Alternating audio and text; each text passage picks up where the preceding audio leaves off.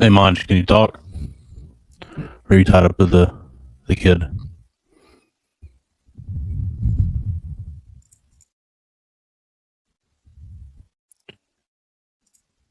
any rate, I'm just waiting for people to join. Supposed to be. Oh yeah, tied up with the kid. Yep, I get that. Well, we're supposed to be SPX FM, but I think Hype said he's not doing it. But I may be wrong. I was thinking about. I was bored, just very bored. So, see many people join.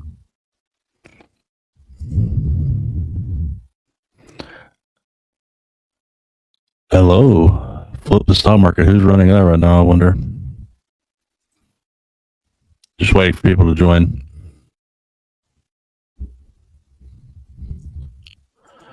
Let me know if you'd like to speak. I was just super bored, and SPX FM was potentially canceled. I'm not really sure. I left some cryptic messages in the Telegram, and I figured I'm bored. So my wife is at a dance event, so I got nothing better to do. I do not have a video game to play. That's been the issue for me. And the baby's asleep, which is nice. Hey, Jordan, how's it going, man?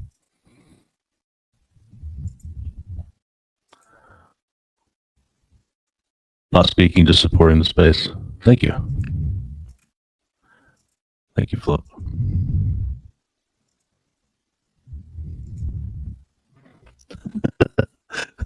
I saw that. Oh, man.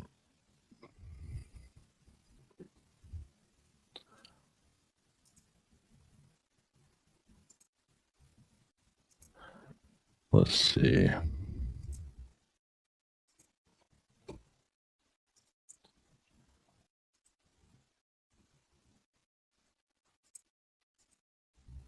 This will be the second spaces I've done. See if anybody joins this time.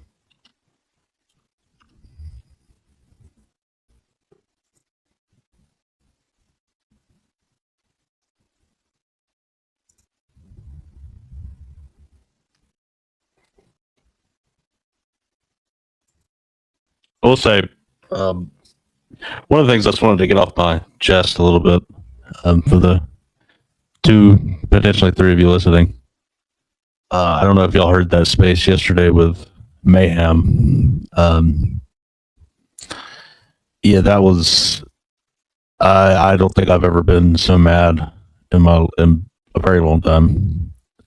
I kind of let that anger get the better of me, to be honest.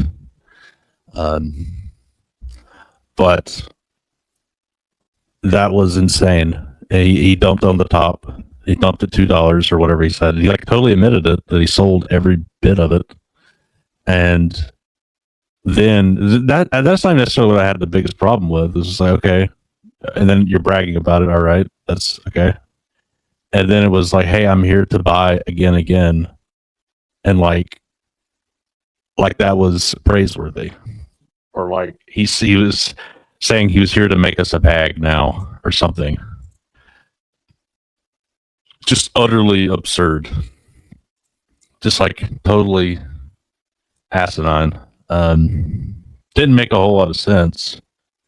And I was just, and it was funny. I joined it near the end. I didn't know what to expect from it. And he just started bragging about, selling. And then at the same time saying how he was going to, save SPX, start to build for it, and, buy at the lows, triple or quadruple or 8x his bag or whatever. But that's going to save us. And he's here to save SPX. And then people in the space were like not calling him out. I'm like, that much hype was sort of. I'm like, what the hell, man? Like, and then I went off the fucking deep end on the first one that wasn't recorded, which is probably a good thing. I don't think I've ever yelled so loud in my life, which I don't usually get that angry. But it was just like, go fuck yourself. Period. I mean, he will never. I mean, it would have been better if he just simply like bragged about it and just said, "Yeah, I sold. I made a lot of money, but I still like SPX. And I want to buy some." If he just said that, I wouldn't have been that mad. I'd have been like, "Okay," but then pretending like he's doing us a favor is what pissed me off. Like, you're not doing us a fucking favor. Actually, I'd rather you sell now and just good riddance, because he's going to sell at $1 again or $2, whatever it is. It already is pretty fairly obvious. That's what he's going to do. He's just going to hurt the parabola. And then he tried to say that it was yeah. He tried to make the argument that selling was a good thing. How in the fuck is selling ever a good thing? That is never a good thing for the coin. It's good for him. And again, I'm not saying you can never take profit or never help yourself or whatever, but doing the full stacking out at the top is a dick move, and I'll always think that. But then doing that, and then having the nerve to say he's helping. He's helping because he said something about fucking tomatoes. He said something about the fact that it's pruning tomatoes, or he's gardening tomatoes, or this is juicing the tomatoes, or whatever the hell he was saying, which made literally pruning, like it was pruning. It's like, no, we're pruning you, bitch, right now. Fuck you. If we're pruning you right now, you're done. Like, you will never have respect in this community ever again. Now, you can be like a little jester that nobody really listens to anymore. That's fine, but don't pretend like you saved anybody. You just save shit. And that's just how I feel about it. And I wasn't able to fully express myself because Hype was was defending him somewhat. I'm like, what the hell are you doing, man? Like, there's nothing to defend here. It's not defensible. Which I don't know why. I think Hype was drunk or something. I don't think he was thinking straight on that, but that's my opinion. But I've never been so angry in my life on that first space, because I just joined in looking to have a good time talking shit, and then I heard what he was spewing, and oh my god, I saw fucking red. I was so mad, and I don't like getting mad, but damn, maybe mad. Okay, Spacey, I approved you. Yo, I can't stay up here, but I just came up to say I really wish I was there. And importantly, the website that he's referring to is way worse than the original one. And so, yeah, I think we're in the process of trying to switch back to the original one. So anyway, I just wanted to put that out there. And he's a pussy G boy. That's all. So I'm on the same page as you, SFC. Totally with you. Well, not just he's a pussy G boy, it's that he's saying that's a good thing. So it's like somehow pussy G boy, which only tells you that he was never SPX coded to begin with. So anyway. Well, that was my point, and I told that to his face, or told him on whatever to his face. Anyone who makes it about themselves, like, oh, I'm the reason Murad took interest in this, like, already is way missing the point. That's not what SPX is. So yeah. Anyway, it was super funny seeing how everyone was interacting in the Telegram. Honestly, one of the highlights, jumping into that. And yeah, it's good to know that people can kind of like not just hear what they're told at face value, but like kind of discern whether someone really did play an impactful role or not. But yeah, it was cool that the community could kind of like suss out that this guy was sketchy. So yeah, nice. I love you guys. Thanks for hosting this space. I'm going to drop down to listener, but I love you. Okay. Good. So yeah, and it felt like to me, and I'm just going to monologue until somebody else wants to join and talk, and feel free to ask if you do. So it felt like to me, it felt like he was joining like a burgeoning meme coin. That's what he's used to. So like a meme coin that has holders who are like terrified and scared, and he thought, I'm gonna throw my dick around a little bit, saying I'm buying $500,000 worth or whatever he said at the bottom, and I'm doing everyone a favor, and he thought that I was gonna garner praise or something. And I think he was surprised that it was quite the opposite. But it felt like I was transported into a different world for a minute, and I was like, what is going on? You've missed like years. Like I don't even. This is bizarre. It was just bizarre behavior. Anyways, I don't like. I didn't. Like I said, I didn't like losing my anger a bit, losing my head a little bit. But nobody was saying anything. It was like, good God. how are we not like running, like freaking out? I mean, but yeah, it was interesting. My wife yelled at me and said, "What the fuck are you yelling about?" And then I don't know that I had to explain it to her. And she's like, "God," I was like, "Yeah, I know." Let my anger get to me a little bit. Nina, that you were there, I know. So interesting. Hee haw! I love your post, by the way. I enjoy them. I'm glad you're back. You came back to SPX in a much better way. Just to make that clear. Not, oh, I sold at the top and now I'm buying again, so please love me, type of thing. So I appreciate that. You did it much more gracefully, and you're contributing the way it makes sense. So, not that I'm the arbiter of SPX, but I think I think you could be a level 1 Aeon and determine that was a load of crap. So, and I think we also this was kind of another point I wanted to make. I was going to make this on Into the Cognosphere, but again, I had to get it off my chest a little bit. Like we don't need to just we don't ever want to just be like, oh my god, somebody could do dove work, somebody can do this, somebody can do that, and just embrace that out of the gate. Who cares? Like I get we want people working for SPX, and I agree with that 100%. But we can't just embrace anybody who's willing to do work. They have to. We won't. I mean, anybody can do work for SPX. There's no way to control that. But the only way it should be embraced is if it's from people who are actually Aeons and have good intentions. And so it's just how I feel about it. I don't think it should be. I think we kind of jumped the gun a little bit with the cores entity for a good example. I think that turned out to be not quite what we expected. I think there were some good intentions there, but it wasn't done quite the same. It was nothing like this, Mayhem offering services to do whatever he was referring to. And that's the reason why he piped up too, is somebody started talking about dev work or something. And then he's like, oh, I got some launch pad that uses SPX or something. Didn't make a whole lot of sense. It sounded like some crypto nonsense. It would probably just give SPX a bad name. But that's just, I mean, we don't want to be the coin of a launch pad. That's absurd. That's like bonk.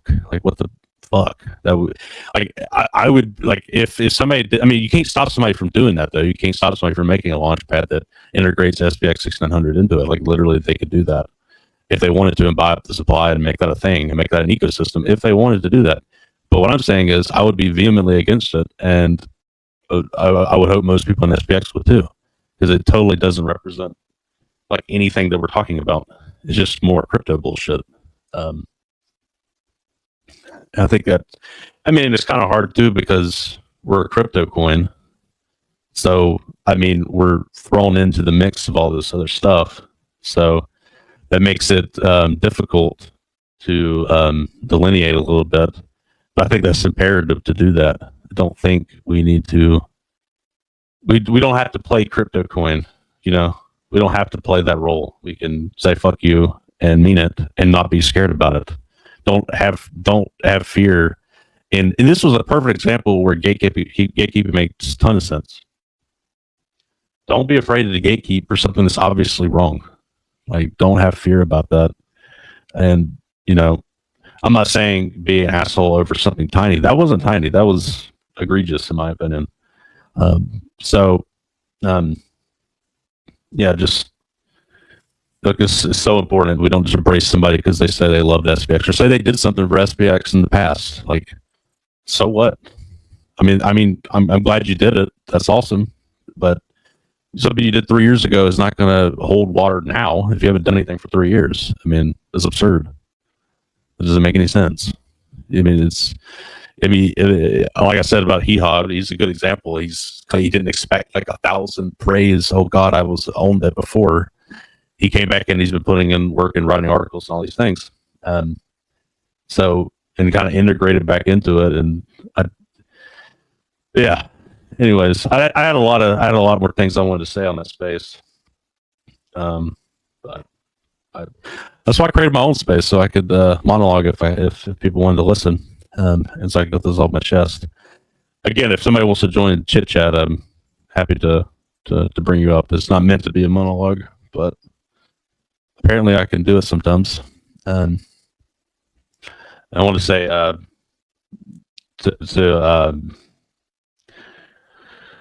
flip the stock market. Lost my train of thought. That account has been going crazy, and I think really putting in a lot of work and really trying to go for new audiences. And I think that's really cool.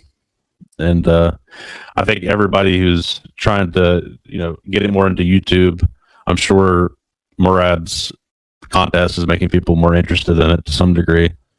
I think the video I released today with Vasily, he had a lot of good points. He apparently has run a channel in the past with 500,000 subscribers. So with his wife, it was more of a shorts channel, I think. But clearly, he has insights. If you run up a channel, I don't care what kind of channel it is, to 500,000 subs on YouTube, you know something.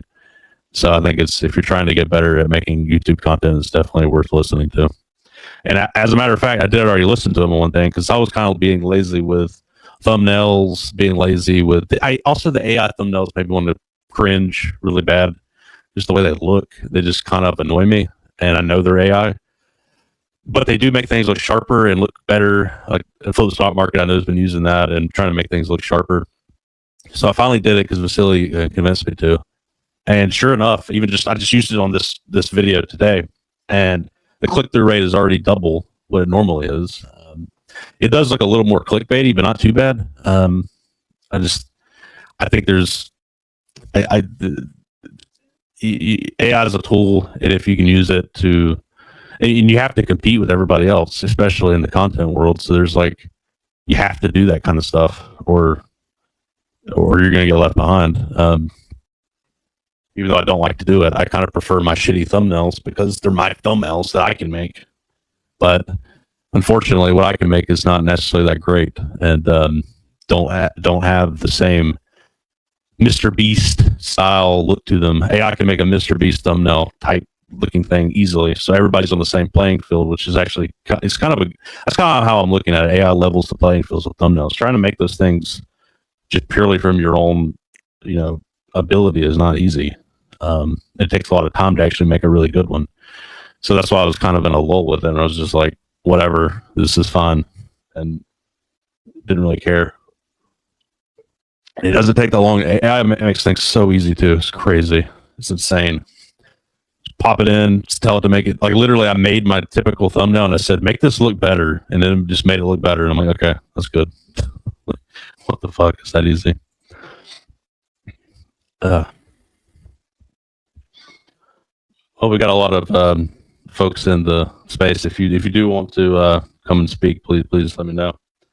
Otherwise, I'll just keep monologuing. And I'm hoping that Hype does do SPX FM. I was kind of looking forward to that, but he was a little cryptic in the Telegram. I think he had a long night, or a long morning, or something. So I don't know if he's going to do it or not. Which is why I started this. But if it does start up, then I'll probably go ahead and quit it. But we already got 18 in the space, which is cool. So I definitely appreciate that. See Maddox just joined. That's kind of cool. It's always a character. DCA every day. I still can't believe you're on day whatever 300 and something. I literally expect one day there to be a day where he misses it, and I'm like, nope, there it is. There's in that chat thing. Go rate it or whatever. So it's impressive. It is impressive. He won't stop doing it. He won't fucking stop doing it. So, and I think that inspires a lot of other people to keep doing those posts, to keep doing it. I don't post about it every day. I just kind of got sick of doing it. But I think the people who do like to do it, I think it's a cool thing. And I do DCA every day. Actually, I have a buy order set up, and I do it every day. It's just easier. It's easy to do the auto buys. I know actually. What can I think? Krishna, formerly Into the Cognisphere co-host,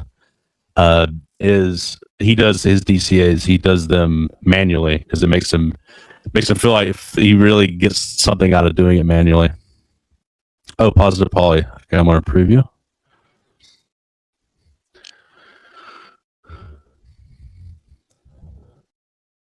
Probably I collect you. I don't know how long it takes to come up, but probably good. So, how's it going, man?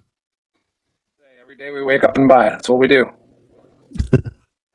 There you go. There you go. I haven't spoken to you before. Are you in the space as much? This is last night, and I try and get in whenever I can, but I don't always know they're happening. So sometimes I just stumble on it and I jump in. So it's just like this one right now.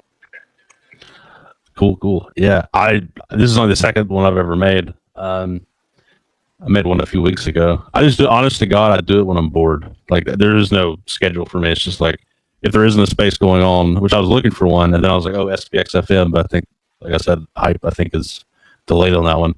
So I was just looking for something to do because my wife is at a dance event and my kid's asleep, so I was just bored. And I don't have a video game to play. That's the whole problem. I don't have a freaking video game to play, which is why I joined the space yesterday, and it made my blood pressure go up to whatever it went up to. And Hey, that was a spicy night. I loved it.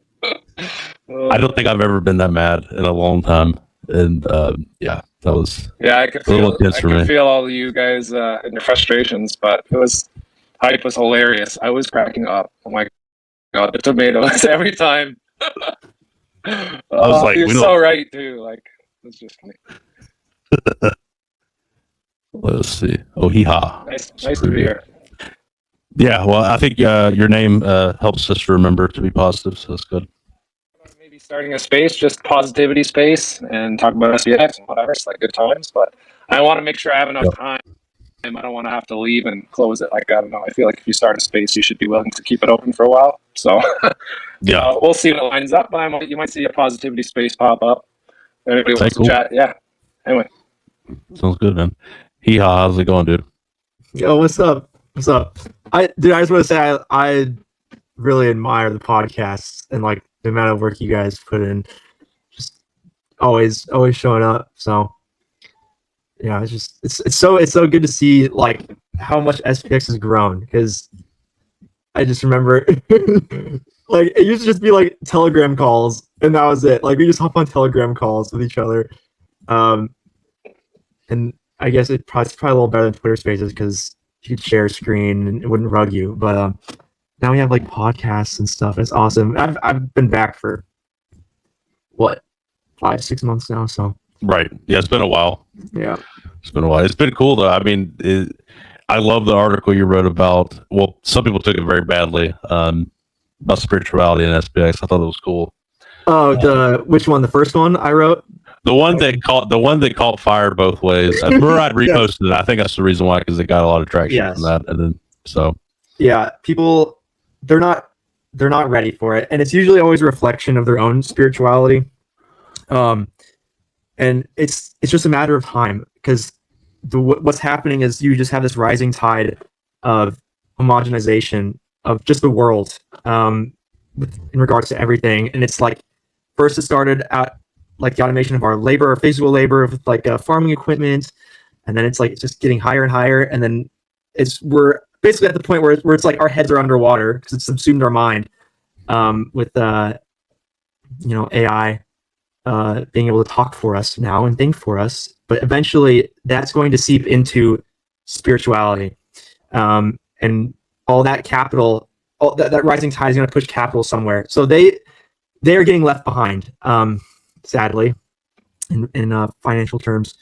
All you can do is pray for their success, because there is a level of virtue that will be required going into this new era if you want to make money. You aren't going to be able to be an evil person, so to speak, because the investing on itself requires virtue, because you need faith, you need patience, you need long suffering. So the trenchers are just not going to make it. But yeah, the trenchers and the traditional investors. Yes, they're not going to make it. So yeah, I 100% agree with that. Yeah, it is definitely. I mean, AI is crazy, and if we really get to the point to where it's like, which I mean, it seems like it's going to. I mean, the amount of improvements have done since the end of 22 when ChatGPT officially launched or whatever. I mean, it's insane how far it's come to now. Oh yeah. I 5 years from now, what's it going to be? Who the hell knows? I mean, 10 years from now, the robotics might be have really taken form in 10 years, and then that's going to destroy blue collar work. I mean, once you, because I mean, what's manning the machines, what's manning the different things, that's the humans. Once you literally replace a human, they can push the button or do the thing. You don't even need that. So, and that's whenever engineers design automation for different manufacturing or whatever, there's always typically there's some point where it's cheaper to have a human do it, and so there's a human component somewhere in that. You know what I mean? And then but that's gone now. So now there's just be a robot. The whole point of mass immigration, it was mass immigration was that first wave of trying to make labor extremely cheap, but then AI has taken over, and now you won't need the human aspect in it anymore. Like it's just, it's an exciting time. I don't want to say it's a dark time. I think it's exciting because I think for people that aren't aware, it feels dark. But for people that see what's coming, it's like, oh, wait, this is going to be very invigorating. To extend, SPX is that for me. It's that vessel for me. So I just cannot imagine any other asset at this point in time. Especially people who buy coins that are already existing phenomenons and have become tokenized. I don't understand that. Because there's SPX has a way with me, and yeah, a lot of my talk. Hey, a lot of my talk is exactly about what you just said.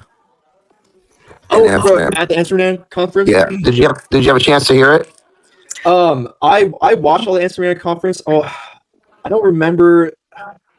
If you get a chance to rewatch mine, a lot of the stuff that you just brought up and a lot of the answers to the questions are embedded in that talk. Okay.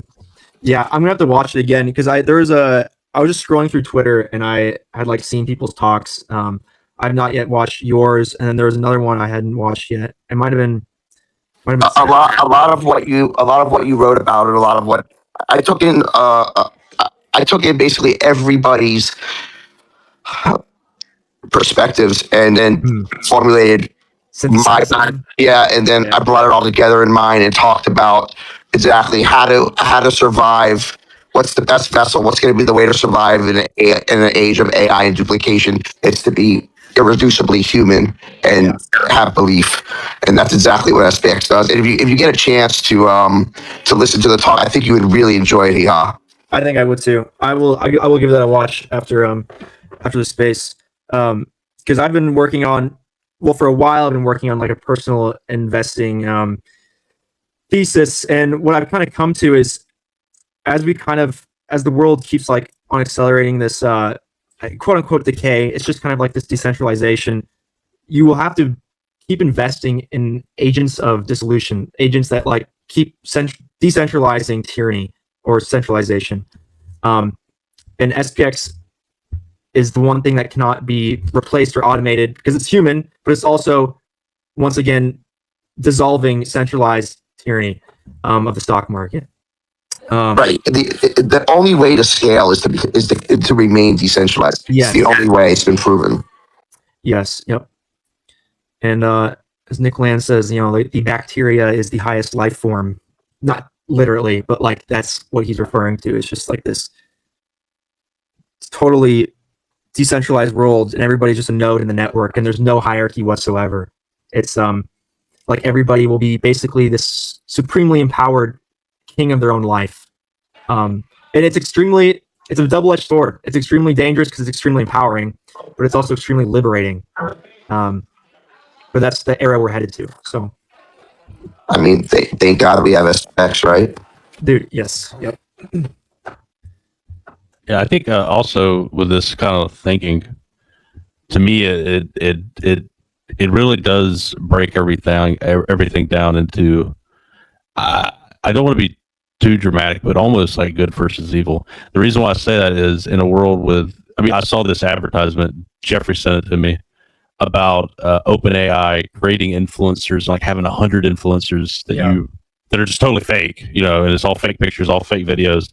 And it looks real. I mean, if you're not, to the untrained eye, it is definitely real looking. But 5 years from now, it'll be real to all of us. We won't be able to know the difference. Yep. What do you mean 5 years? How about like 15 months? Sure. However long it is, Yeah. whether it's longer or quicker. It'll just be exponential. Yeah. Hey, But Chad. then you literally won't be able to know. Chad, I don't mean to break the ice. I want to just throw something out to you, and I do not mean to do this. I'm very a man of my word. I'm having a little bit of trouble. I might not be able to come to Carolina because my wife's going to be 7 months pregnant, and, Okay. and I'm having a little. I'm not speaking. Thank God. That's why I didn't push. That's why I didn't mention. That's why I said I didn't want to speak. I would do a. I would do a.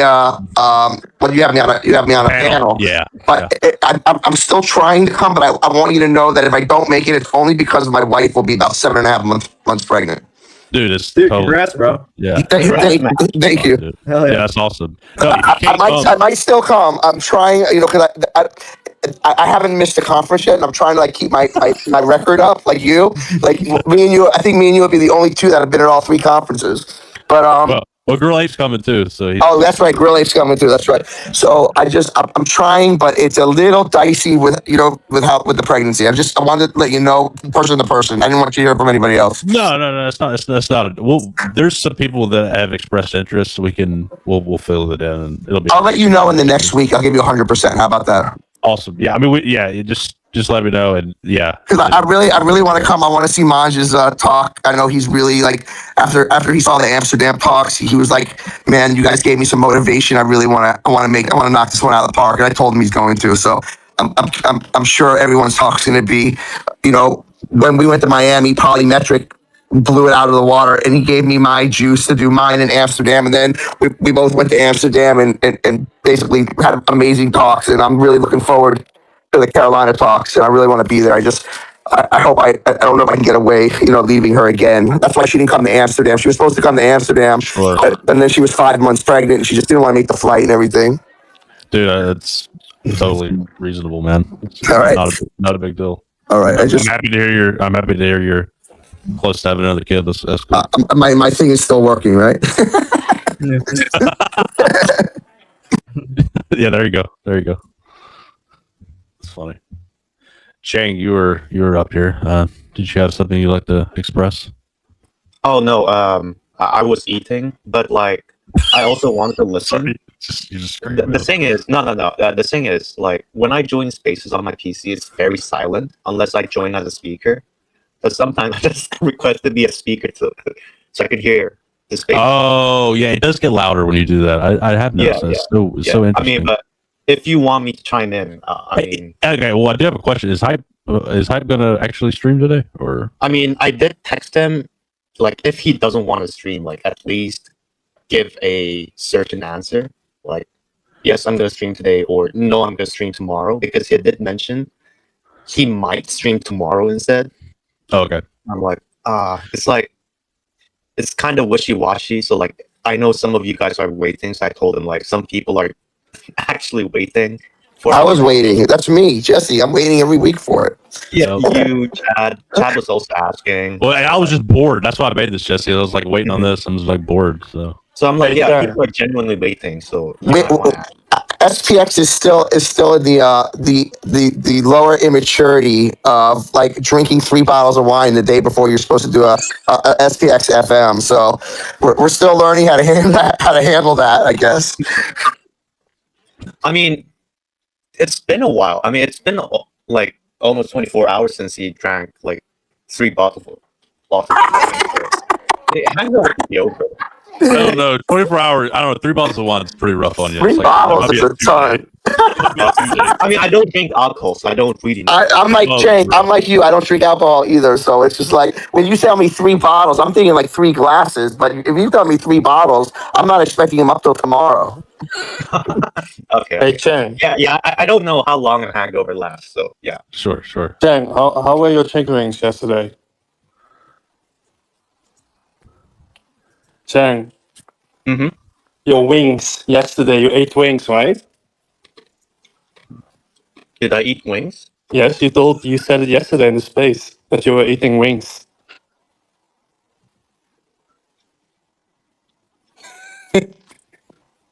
What? Maybe I joked about it, but like I don't really remember me saying that.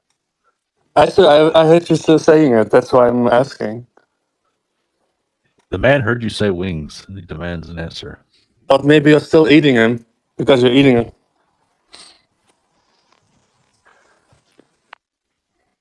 Well, Never mind. I think Chang, I think he threw him for a loop there. Duck. No, I just wanted to start a conversation. That's all. No, I get it. Small talk. Chang. I mean, I do like wings, but like, Did you eat wings yesterday? no. Okay, he did not eat wings. He ate something else. He probably ate dog. I don't remember also like talking about wings yesterday. Yeah. So I jumped in right as you were talking about the space yesterday. What was something made you angry about it? What was happening? Oh, me? Yeah. Oh, yes. Chad went crazy, guys. I've never heard him that angry. What happened? I don't know what happened. I've never heard Chad get that mad, bro.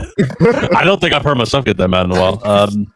I got it was a guy who sold the top, and he was an quote unquote OG around a long time, whatever. Not really an OG, but he sold at the top and then sold everything at the top, and then said that was a good thing because he was going to buy back lower, and then he's buying back lower now, so we should all be happy for him and love on him. Pretty much, I think that's synopsis. Mayhem. It's kind of annoying because like he's been flexing about his money, like how much he made on SPX for a while. Yeah, he literally talked about buying this $150,000 car. Like, yeah, so he wasn't bragging. No, the best was the harem of girls that he was rolling through Taiwan with. I'm talking like before the spaces, like yesterday, he was like talking about how much money he made, and we should absolutely sell when we can and trade. Like they're saying, like just trading is like for the masses, and like the other people should trade. Like there, like few people can trade, and we should and then trade with them. There's things like that. A really good article called "Gold and Glory in Times of Thought Chaos." Charlotte Fang wrote it, who is pioneer of Remelia Milady stuff. But essentially, what it says is that in the coming time, if you are not virtuous, if you are not seeking the face of virtue constantly, you will be poor. You will basically not be able to cross the bridge, the chasm, the wealth gap. And I don't get mad at Mayhem because his reward is now.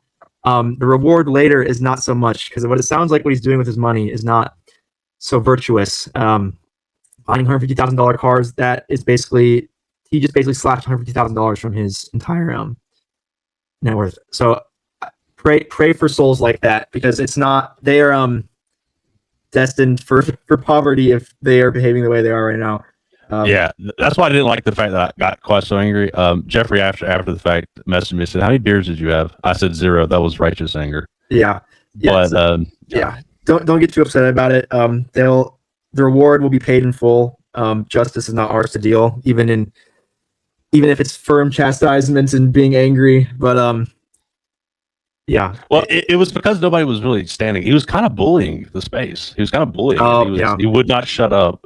He just kept going, and he was kind of talking to everybody, and I felt like he was bullying the space. That's another thing. In that case, it's different. It's different in that case. That's how it felt to me. I mean, maybe I'm wrong, but that's kind of how I felt, and I was just like, here, what's his handle? Yeah. I wanna stream through his account because I just like knowing. Can I say something? Yeah. And I took it. Now you guys know me. I'm a little different. I always see positive in people. So yes, I don't think it's cool to talk about your money and that you sold it 100%. But he did also say that it changed his life for the better. So, like, I don't know the whole story of the guy, but when he did say that, he's flatlined 5 times before, he was living in a crack house, and SPX saved his life, and the money that he got from SPX totally changed his life, and now he's buying back in because now he's in a better place. Can I push back a little bit? Yes, please do. But let's say he has the same life history, but the way he made money was a bit different, and it was by scamming people. And the result of it is like he's living his new life without having to worry about money, and now he doesn't have to work all that. Would you be okay with that? I wouldn't be okay with that because that's scamming people. But selling a token at the top of a $2 billion run is not really scamming. No, but he's got a scamming background. He's got a scam. There's other people who messaged me about it. He's got a scamming background. I mean, like I said, I don't know his background, and I'm not sticking up for him. I'm just saying, I don't. I agree with you. I think that was emotionally manipulating you. I think he was being emotionally manipulated. Yeah. Okay. So I hardcore believe that. I thoroughly he's trying to believe that. manipulate people. To Okay, trade. that's fine. I can understand that. But I'm going to tell you guys right now, if there's anybody in this group, okay, that can righteously change their life through SPX, I'm telling you to do it. I don't know what that means. I'm not saying that that means sell. I don't know what that means. If coming into the cognisphere changes your life, so be it. But if you can change your life financially, then you should be allowed to do it without hesitation. Now, you shouldn't brag about it. And you Yeah, should, Jesse, I agree with you. If he just said, "Hey, I sold and it changed my life, and I still love this coin, and I'm buying back in," if that was his attitude, it would have been okay, right. Okay, that's all I'm saying. I agree with you. We're all here. Everybody is here to get a better life, whatever that may mean to you. I don't know if that's financial or finding friends, being able to talk and be yourself for the first time in the cognitive, whatever that may mean. Building a project, a merch store, whatever that may mean. Okay, everybody here is trying to find a better life in the cognisphere, and I'm just telling you, some of the people that are here are going to take some profit at some point in time. Like, that's going to happen. But the way that he went about it maybe rubbed people the wrong way or was not righteous. Maybe he's not righteous at all. He might not be righteous. I'm just saying, we're going to come to another bull run soon. And a lot of our friends and a lot of our people are going to need to pay off houses and need to get out of their one-bedroom apartment that they rent. And SPX is going to be that vessel. I feel you, dude. And if he'd have said, "Hey, this changed my life, and I'm buying back in, and like I still love the coin," like his attitude was horrible. That was the whole issue. His attitude was terrible. Okay, that's a whole different story. Like Hans, I think Hans was in the space yesterday, and he just mentioned to me, like where you messed up was when you started bragging about how much you made, Right. and then like what you're doing right now because you started trading. Right. Plus, he was talking about that in front of people that held the whole time and obviously missed it. Like it was obviously touched a nerve with people that have been there for 4 years and are now, seesawed the whole thing back down. And never sold a coin.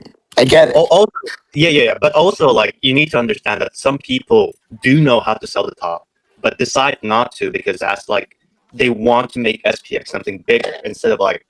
Right. Like it's not going to be a different meme coin then. Like it's going to be like. Let me ask you, Shane. Let me ask you a question, just between us. So he writes it down, and right, whoever that person was, they wrote it down. They knew how to sell the top, but they decided not to because they're going for the long term.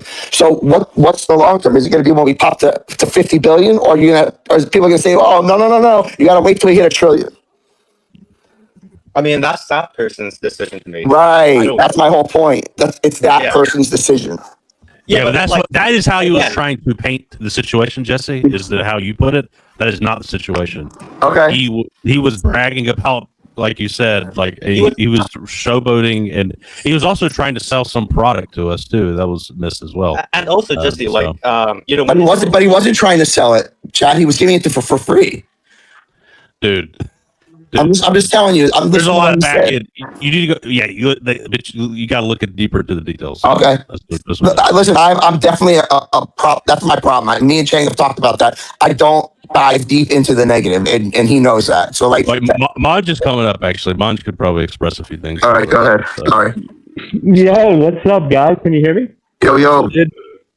It sounds beautiful. Real quick, I know that Muppet from outside of SPX. So, there is a lot going on there. But I would say one thing, I didn't hear all of it. I was like hopping in and out. I'm convinced my 3-year-old daughter hits a crack pipe after the bath and before bed. So I was in a room for like 3 hours. But we learned that Hype is a very nice drunk. He must be like a real huggy, handsy guy when he drinks. Because that's what I said. He was great when he was drunk. Dude, if I was 3 bottles deep and that's what I was hearing, I would have been saying the wildest shit to that dude. So that's one thing, but I would never let that get you mad, Chad. Those dudes, there's so many people that did that are probably buying down here that are going to do the same thing when we go back to 2 billion. Like these are spiritually poor people. Yeah, But if honestly, if he'd have been upfront about it, if he would have just said, So it was shocking yeah. he didn't just get kicked off the call. I would have just kicked him off and like, all right, dude, cool. But the thing is, he was saying he was doing us a favor. He did us a favor by selling the top and by buying now. That was. Oh yeah, that shit was, dude. It was funny, man. I was laughing. That was absurd. It was not doing wild. anybody a favor except himself. And like he's talking to all these people that he knows owns a decent side of SPX and it's like telling them to sell. But the reason why he's doing it is not actually to protect them because they have a decent portion of SPX. So the price action when they all sell with him would guarantee him that he'll get it in a lower price. So it's not doing it. Exactly. Doing it, he can buy. Yeah, he uses Right. self-centered. He did say that a bunch of times. He's like, everyone sell and we buy all back in. Go. Like that was his game plan. That for sure. Well, yeah, because that's what you do in the trench. Like, yeah, that's all like trench trading bullshit. Like that's yeah, that was just really funny. But there will be totally more of that. I mean, if he ever comes on a space again, we should just laugh at him. Like I would just laugh at him. I think he's a clown. But yeah, dude, good for you. Major Millie, man. Is that Cow? Is Cow up here? Yo, what up? No! What up, lads? Everybody's here on a Saturday night. Everybody's chilling on a Saturday night. We are chilling. This is our Saturday. This is our Saturday Night Live. I mean, it beats it, no? Hey, that's a good name for a Saturday night podcast. SPX Saturday Night Live. Live from the Cognisphere. It's Southern Fried Chad. Well, this is I only do this when I'm bored and my wife's not here and I have no video. Dude, how do you not have a video game? I don't know. Just happened. Don't have one to play right now. Or I'm just sick Gotta of ask it. Dexterity for one. That's true. He's, No, he's got some locked and loaded for you for sure. no, I think I'm pulling a dexterity actually because he's the one who has a huge. Oh yeah, he backlog hasn't done any picking new ones, everything. right? Right. He has a hard time, I think, picking them up. So I think I'm doing what he does sometimes. Usually I'm just like, I gotta be playing a game or I feel aimless. No, I feel. I want to do one thing. First of all, that was a hilarious conversation last night. I was just kind of listening for fun. I was working on some FTSM clips, and I love to just toss on like any SPX space I can. And it was just so obviously like two pretty hammered people. I felt like I was like listening to a conversation at the bar, which was cracking me up. But yeah, I mean, the only thing I wanted to say is like there are a few people. Like I kind of hate this term OG at this point because like there's obviously Sorry, am I cutting out? No, you're good. You're good. Sorry, I interrupted. I was just commenting. I don't like OG. I don't like the term OG either. Oh, you're good. Okay. Yeah, no, I totally agree. Like, frankly, first of all, if we zoom out, we're all OGs. Second of all, like, shout out Spacey. I see you, Spacey. Like, there's like sort of the like pedestal worthy OGs that are very benevolent, and I think that's excellent. But like, it's now a clout thing, and it's now a status thing to some extent, and I don't like that separation. And one of the things that I think has been like a blessing of the last, especially 6 months, has been like a chance for I guess quote unquote OG status to become a true like social meritocracy. So like if you're contributing, like no one actually gives a shit how many coins you have is my point, right? Like if you're contributing and you're putting forth effort, like SFC does, like Mike does, like T-Dog does, like Vasily does, like whatever. I could go on and on. Like those are the true heroes. Slow. Like these are the people. When I think of SPX, these are the people I think of. And I made an account for my friend who's coming to South Carolina, who I've been sending stuff for over a year at this point. And like those are the people I tell him about and I nerd out about. So like I don't know, to anyone I guess listening to this and to any future like I guess like versions of this conversation that occur, because they will happen again, because people unfortunately do want to tie the status thing, the money thing, to some form of like clout or some claim on something. Like nobody who knows what's happening here is going to accept that. We're not going to promote it, and we're going to promote the people who have earned their spot in this community. And I think that's one thing that Bitcoin could have done a better job at, that I think we're much better positioned to do, because like if you think back to all of the Bitcoin bull runs, like a large part of it was, I mean, maybe not a large part of it, but like many of the faces of Bitcoin were like people with these flashy cars, like very overtly new money stuff, right? And I think that is very obviously not who we are. And I fully trust that this community will not accept that. But yeah, I think that like it's all just nonsense, and we all know better than that. but I think that is kind of like what I've been thinking about recently and why it's actually been a great time period to get those people washed out. And it's on all of us as like collective OGs to ensure that the right voices are promoted during the next run, because like Monj said, multiple people, this Jesse said this, like there's going to be another bull run. There's going to be people who make a lot of money from it. There's going to be people who have the wrong intentions. We have to be diligent and very vigilant, and make sure that we're protecting the right people. That's all I wanted to say. Yeah. I love that. Cow banger, dude. Cow banger. True meritocracy. I did want to ask. I've never heard Cryptomer speak, so I'm kind of curious. Yeah, I was going to say bring him up because this is a guy that actually trades for a living, and he doesn't do any of that with SPX. He's a professional Giga Chad. Can you guys hear me? Yep. How's everyone? Good. What's up, dude? Yeah, I mean, I was there yesterday as well. I was driving. I saw you guys on space, and I was like, I should just put this on and just listen to it. And then, Sorry, I heard you some had a problem. Yeah, I heard, We can't take you guys you hear off. me? It's cutting out a little bit. You're breaking up a little bit. Could you bring your mic a little bit closer to yourself? Okay, let's see. Can you guys hear me now? Hello. Ish. No, It's still just very louder, but robotic-y. with the same problem. Let me jump on my phone then. Sorry. Oh, you're good. Yeah, no, that's great because he's like an actual trader. Like, that's like what he does for a living, I believe. But you watch all his stuff, you can read all his, he doesn't, he holds it. And this is one thing that always fascinated me about meme coins, right? Like from 0 to 10 million is the death zone, because in order to break out of that, the people that start, like the people that are there, they have to forego millions of dollars because they see a bigger plan. And 99% of people can't do it. They can't do it, and they sell. And that's why 99.9% of meme coins die in that $0 to $10 million market cap range, like where SPX would have if people all had his mindset. You get what I'm saying? Like that's what makes an OG. Like these things are like true fair launches, and like to work, there has to be a core group of people at the beginning that are like, it is not worth $1 million to me. Truly, it's not worth it. Like this is something so much bigger, and like to get that is very, very difficult. And that's why when it works. And we have built an incredible foundation.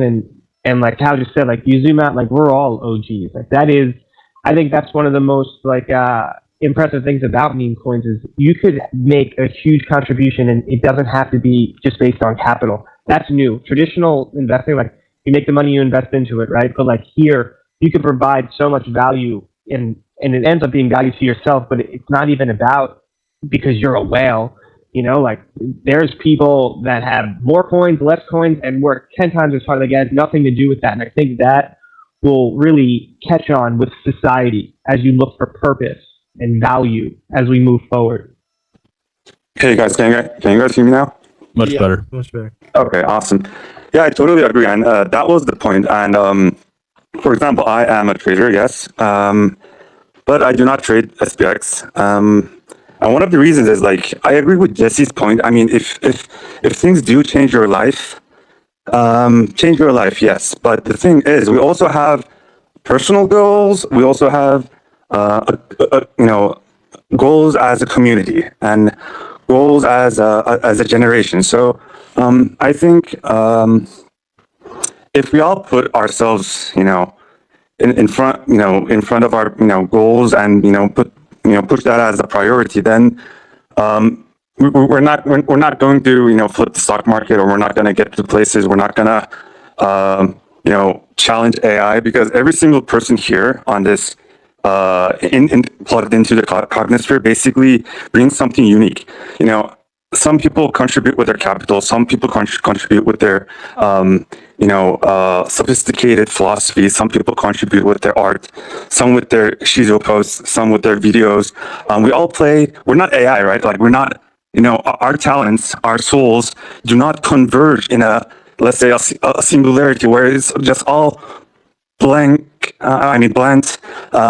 tasteless, colorless, fruitless slob, or whatever you want to call it, right? So every single one of us plays a massive role in achieving this goal. And if you guys think Bitcoin achieved what it achieved in a total, in doing something else, you will be fooling yourself, So, as a trader, as a long-term trader, I've been doing this for like 15, 16 years now. Like there are things to trade and there are things to invest, but I think if you have been in this game as long as I have, the best trade is also SPX. Because you want to invest in people, you want to invest in communities, you want to invest in talent, you want to invest in persistence, discipline, all the traits and all the principles that inevitably will take you to the land of success, the promised lands, right, the green pastures. It goes through all the principles that we have here in SPX, and we implement them, we promote them. I mean, yes, if you have a mortgage and you're financially depressed, whatever, sure, there's nothing wrong with selling, or you can do it slowly. You should also think about how should I take profit and not hurt the community or hurt the parabola, right? Like not just slam dunk it on Uniswap or whatever. All these intricacies and all these it all falls under kill them with kindness, and also staying true to our 10 commandments and all the principles that we have here. I don't know, I did react yesterday as a reply, not as this is the first time I'm joining these spaces. I usually prefer to be the guy behind the curtains and just if my help was needed in one way or form, I was there, present and ready. But yeah, give me a few more weeks or months, and I think I'll try to contribute more and be a more vocal voice here in the Cognisphere. So, but yeah, I mean, I agree with all these everyone's points. Yeah, you guys, you guys didn't lift me to add much, but yeah, I mean, it is what it is. Yeah, we're always gonna have. No one's perfect. That's what makes this unique, right? We're not, like I said, we're not robots. We're not bots. Everyone is different. Some are, like for example, my own style would also doesn't fit like the typical Aeon thing, and I don't, most of the time I don't have the time. But yeah, we like I said, it's like a rainbow, and we're all like, a shade of one color, but without us, the rainbow isn't complete. So yeah, we're all unique. We're all one for all for one. And this is, I think what I'm seeing right now is actually emotionally motivated me. The reason is, because if this was let's say if this was a dead community or a dead token, like you wouldn't see people coming up and actually defending or cleansing or what are like the other terms, like correcting, right? Like debugging certain behavior or certain things. Yeah, gatekeeping. Yeah, exactly. That mechanism wouldn't be there if this was a different coin or a different community. But thank God, we are who we are, and this is a divine plan, if you ask me. And we all shoulder a very important role as as Cal said, as OGs. I also don't like the term. Maybe we should call ourselves the original Aeons, OAs. But yeah, I mean, yeah, it is what it is. It's gonna happen. But what's important is, yes, we need to kill them with kindness. But kindness is different than being naive or allowing certain bad behavior or certain, even if it's myself, I would like to have, all of you to correct me. If, this is just how it is, and, yeah, and then we will eventually flip the stock market. No, we have. We have to train everybody in the Cognisphere to start speaking in perfect tense. We have already flipped the stock market because it already happened. It's just a matter of believing. Like that's the whole point of faith. It's kind of like the Christian way of like Christ tells us you're already in heaven. You can have faith that you have assurance in your salvation. It's the same thing with the stock market. We've already flipped the stock market. It's just you having the assurance we've already flipped it. Like I won't. Exactly. Omar, you just I've been looking for the word for something about this community, and you just gave it to me. Everybody has like their own lane, and everybody is there's like traders, and there's numbers people, and there's artists, and there's musicians. but and there's all kinds of different people, and I was looking for the right word that we all have. Why this, like Mon said, why we did not falter and why we did not flop.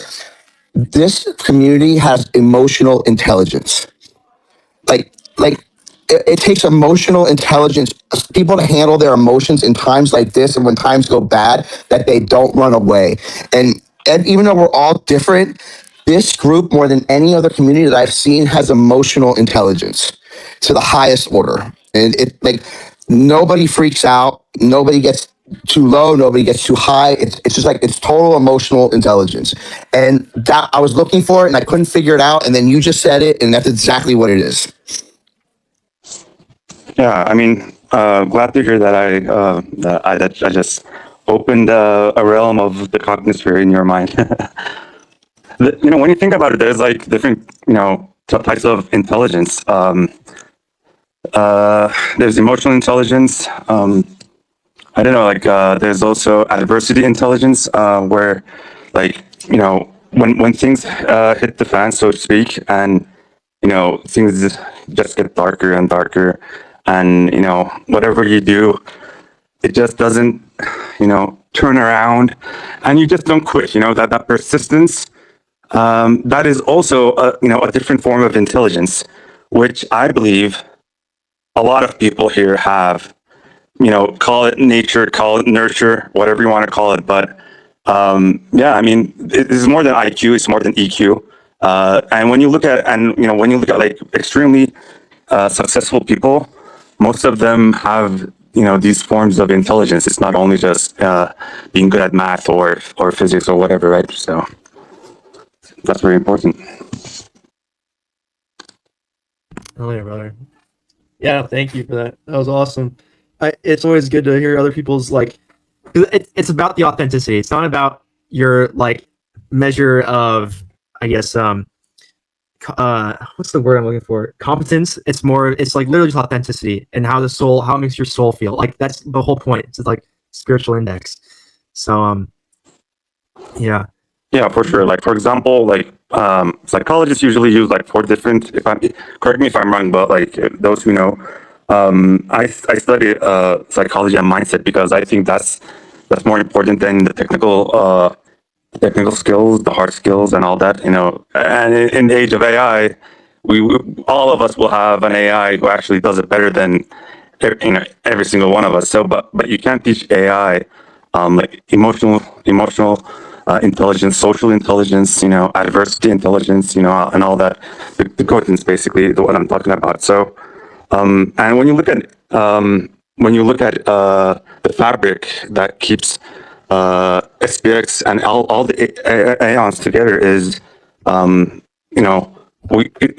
these are like the 4 pillars that we built this community on, right? There's intelligence, like you have people like Murad, you have people like Kao, and then there's like emotional sides, and in the presence of Spacey, I will just bow down, and extremely emotionally intelligent people, social as well. We have a bunch of social people here.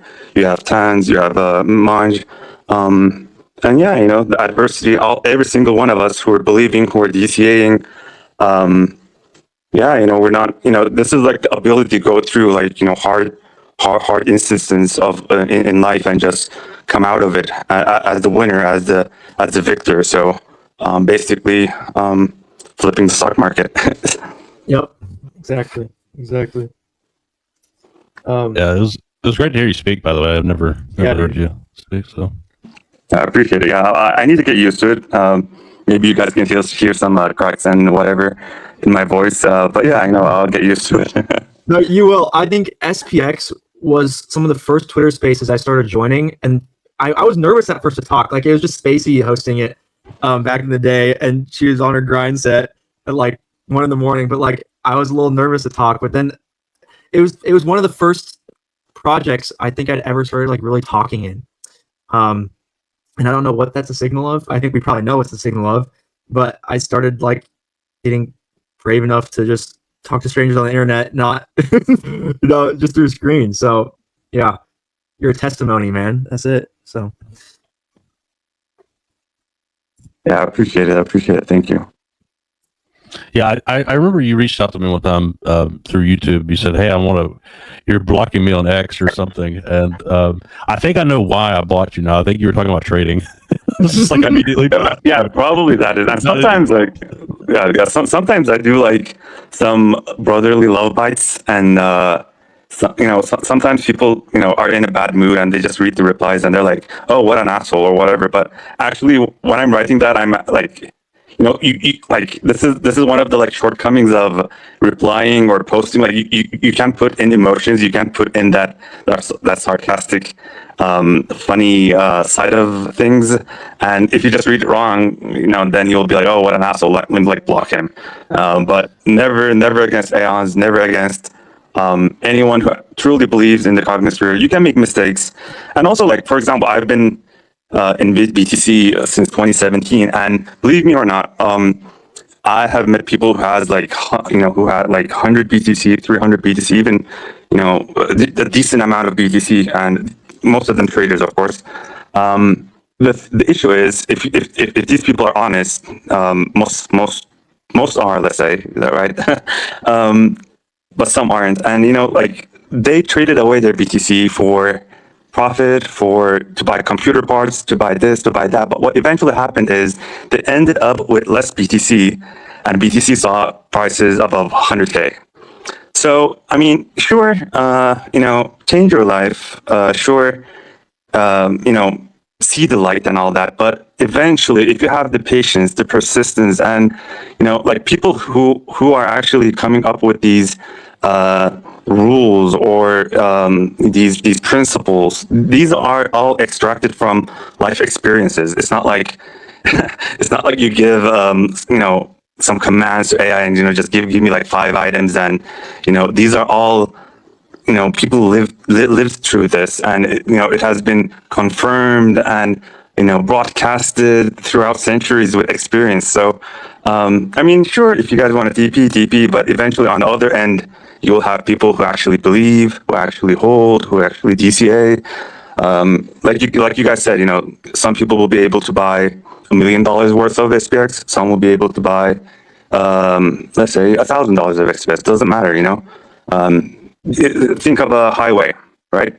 Different lanes, and imagine all these lanes have different lengths, right? With the widths, and they have different speeds. So, but if you end up exiting this highway, you will never reach the destination. So, I don't know. Like, hopefully, this metaphor is hitting the spot. But yeah, No, that makes total sense. And just not to beat a dead horse too much, but my issue was not just the fact that he sold; it was same, bragging about exactly. the fact that he's bragging about how he sold everything was kind of an issue for me too. And on top of that, saying it was a good thing, and there's no way that's a good thing. I went through his profile so for some lore here. Back in the day, SPX, we had a lot of not beef, but it was like kind of there's this wall of animosity between Mog and us, and because Mog was basically the antithesis of what SPX was.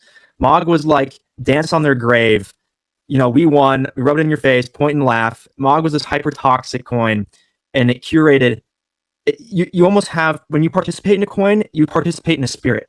You participate in it, and you mold to it. And so I was going through that guy's profile, and he was a Mogger like from the beginning, and he only started mentioning SPX in 2025. So you can't blame it. They've molded themselves to the spirit of Mog, and so they're going to basically perpetuate those memetics, toxic memetics.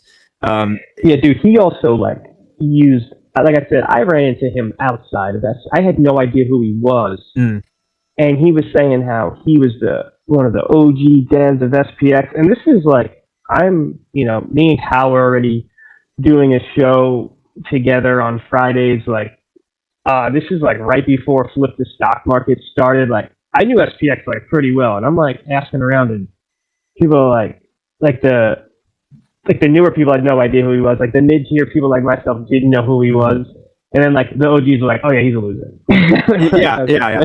That's all I needed to know. No, exactly. And just the memetics of Mog, the way we framed it was only a matter of time before the Moggers became the Mogged.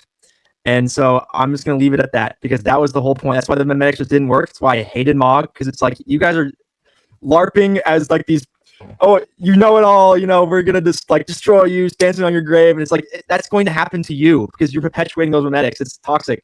SPX didn't have that. So it was pure. And so we won in the end. We won.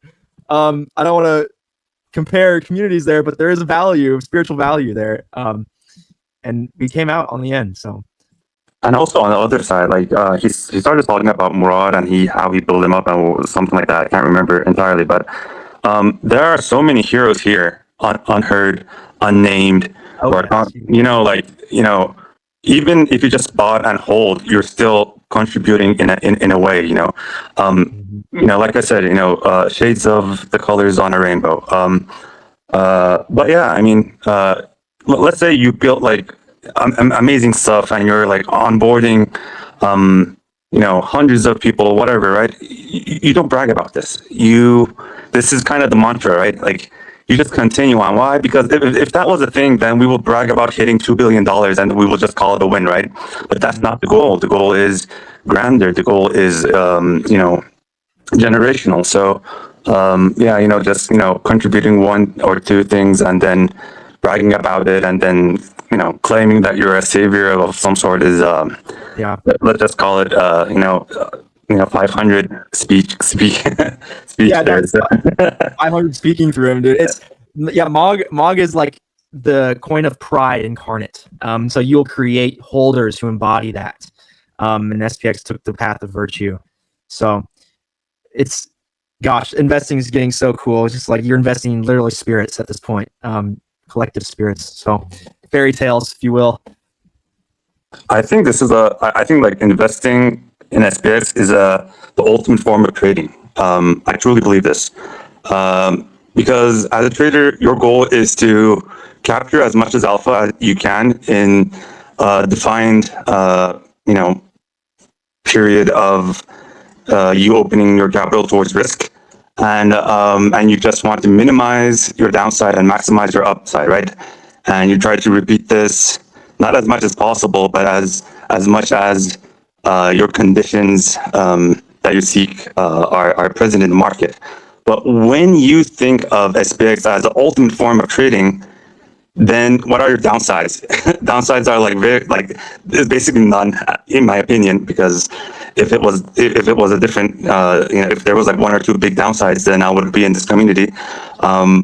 You have people who are diehard fans, delusional enough, in a good sense, that believe that they could achieve something, and if we don't achieve it, then crypto basically just dies, in my opinion. And there's no there's no target. There's no if you have been in the trading sphere, you'll know that there's always like a target, like a TP level, like a price to hit, and you just get out, right? We don't have that, So I mean, it's the ultimate form of trading. Like you don't have leverage. You have people draining spot from exchanges, putting them on cold storage, never to be touched, putting labels on their their wallets. Don't touch this. Whatever. Leave it to your kids. I mean, those who are expecting some. And then Jesse and some other members here as well. Like I don't know. If you guys can recall Murat's like the ultimate Bitcoin argument from I think it was 2018-19, can't recall the exact date, but I think the ultimate trade is being bullish on humanity and everything that encapsulates it, and that is we are the embodiment of the spirit. Amen to that. Yeah, I like 100%, that. man.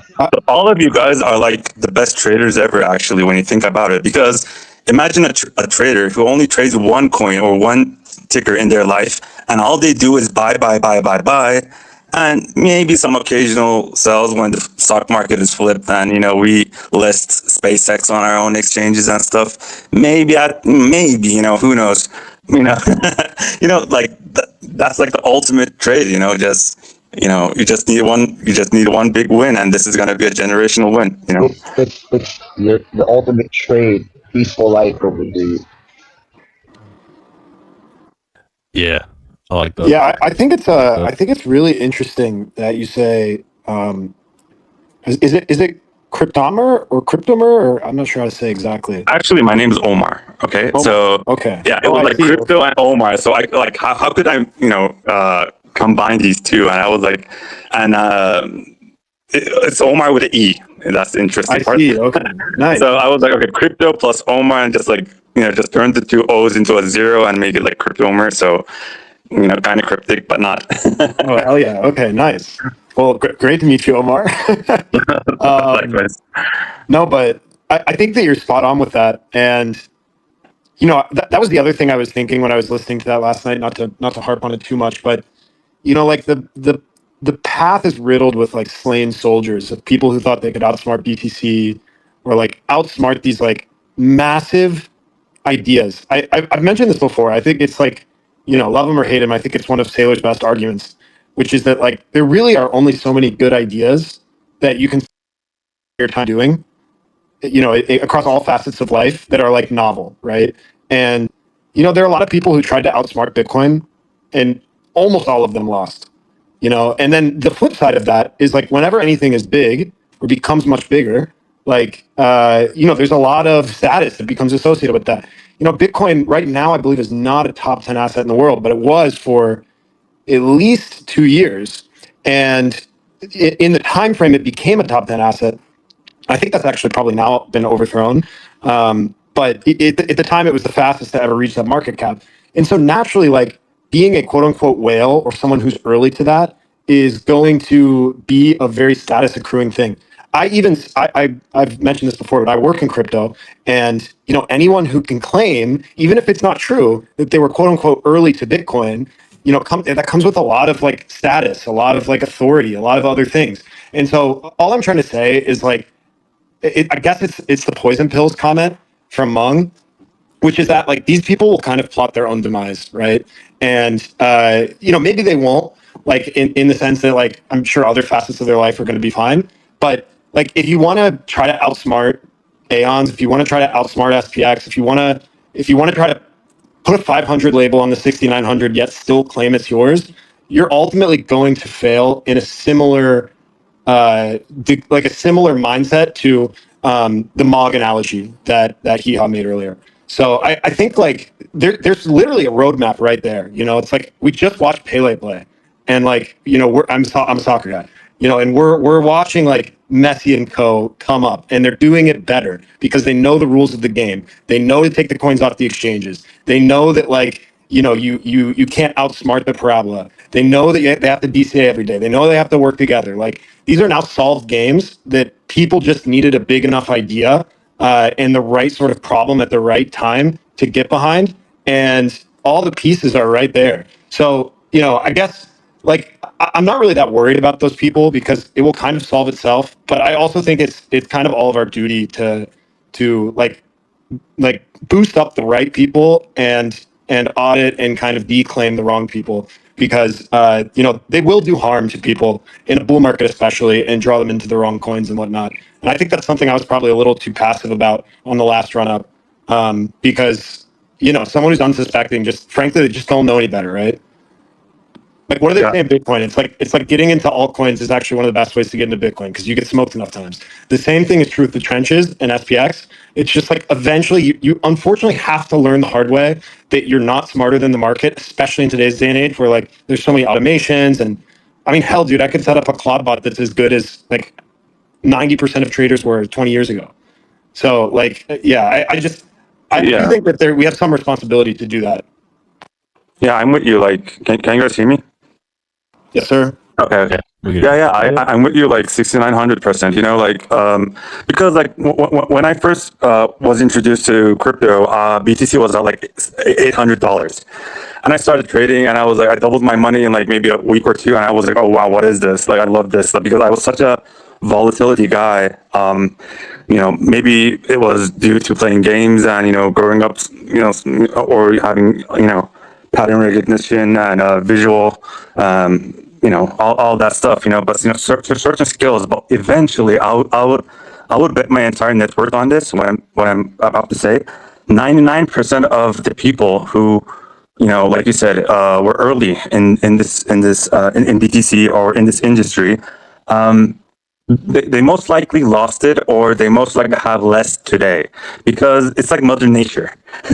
You're not going to win against Mother Nature. You can try, but and I'm one of them. Like I have no shame or whatever, and people who actually follow me know me because of my honesty. And this is like this is like claiming to be something that you're not, and I'm not that kind of person. I've been Aeon maxing my entire life. The thing is,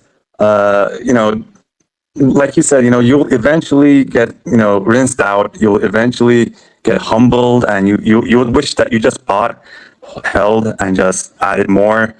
Start a business on the side. Use the proceeds to buy more. Leverage certain finances to maximize your exposure. Eventually the trenches. Eventually,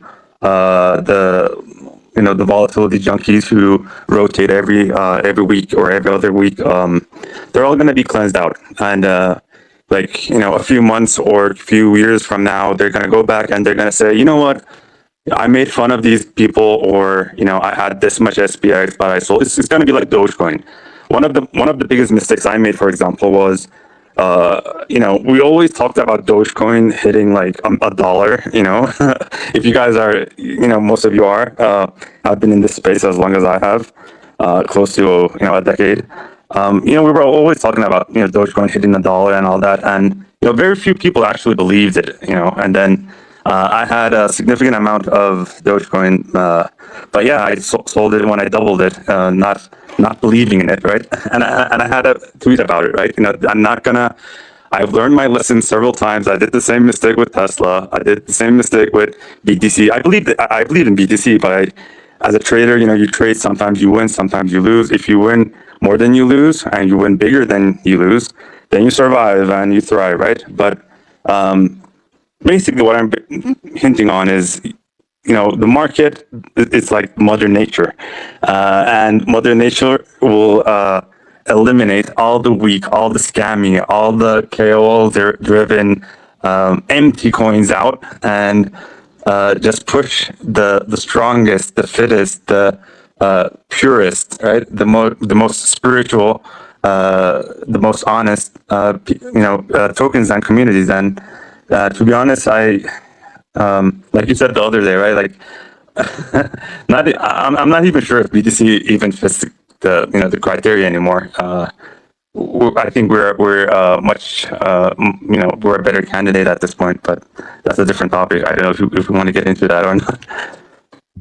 Yeah, virtue creates order, sin creates chaos, and if you are a sinful, unvirtuous person, that entropy will affect your wallet. So, matter of time.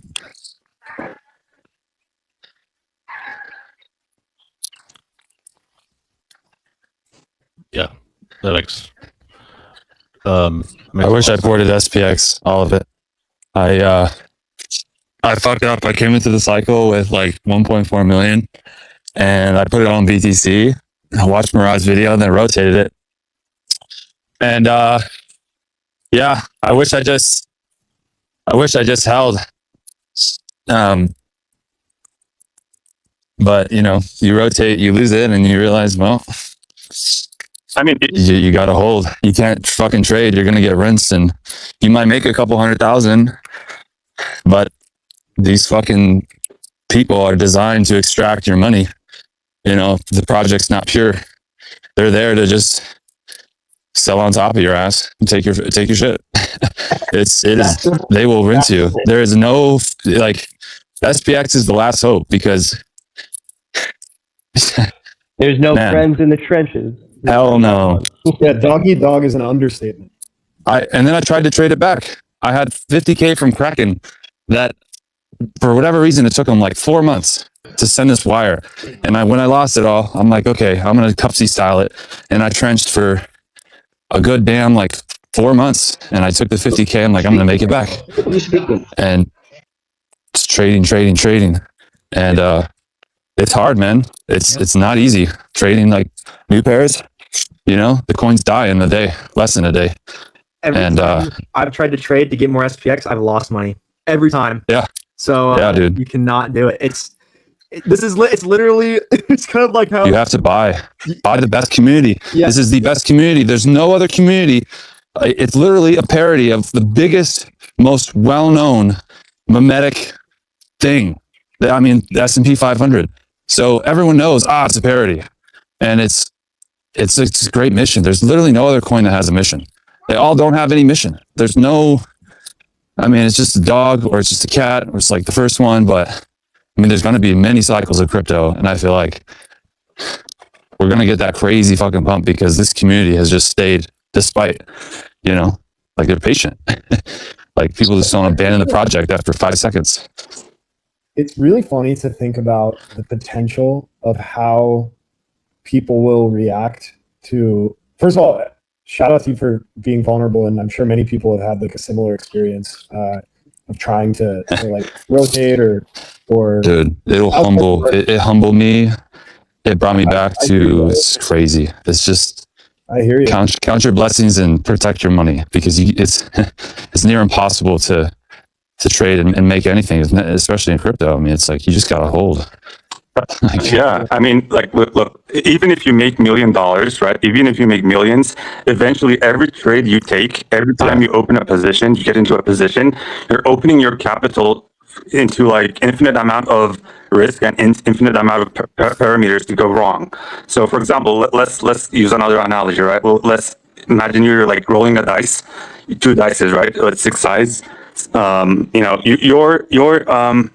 The probability of you hitting 6-6 every single time you roll those dices is like, when you round it up, it's like close to like 3% or something, right? But the more you roll it, it's like one over 36, right? Every time it gets like lower and lower. At some point, it's like you're gonna lose, and you're gonna lose big eventually, because human emotions kick in. That's why they came up with like all these hedges, futures, forward contracts, and all that, right? All that 500 lingo, right?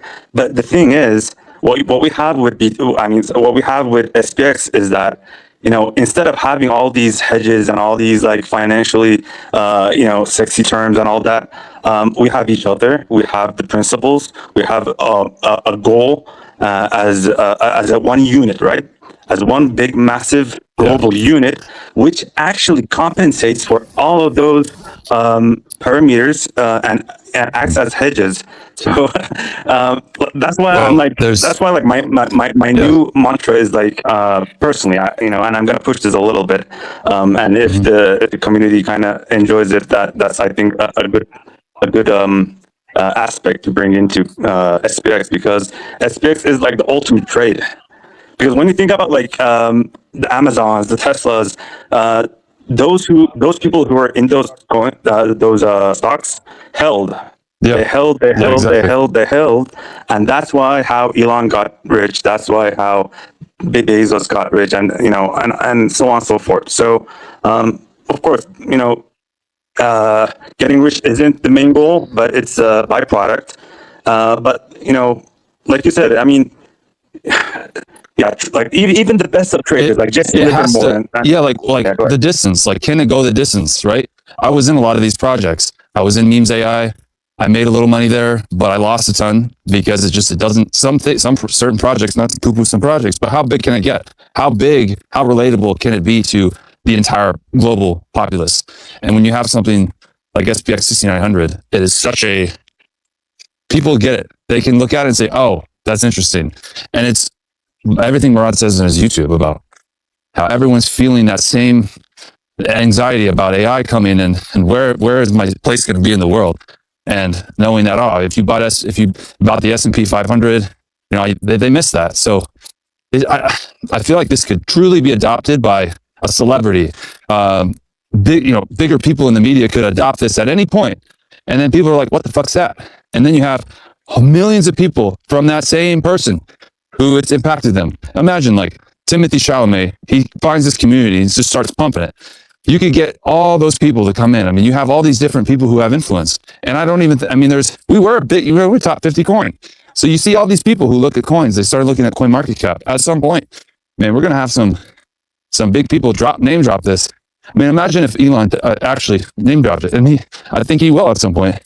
I mean, it's just it's just crazy how big it could really get. No, exactly. I just pulled up. Okay, let's go through the list. I mean, if you guys have time, and it's okay, if not, the moderators or the host, just let me know. And I'm new to this, so I usually have my own discourse and my own streams. It's like a different. Oh, you're cooking, baby. Keep cooking. Just go. Okay. So I mean, like, look, Bitcoin. I mean, we all know it. Ethereum. Good. It's like the foundation of all crypto. Tether, stablecoin, BNB. I mean, extremely. What's the term I'm looking for without offending BNB holders? Whatever. It's BNB, right? And we have XRP. And then you have another stable coin, and then you have Solana, and then you have Tron, you have Hyperliquid, and then you have Dogecoin, and then after that, it's like nothing is exciting, Even the top five, even like top five, like nothing. Exactly. Like, if I have, they all have massive marketing budgets. All those coins, massive. You're talking about like just extraction coins, and they were even able to get a community. They were able to develop that. So exactly. If they can do that, then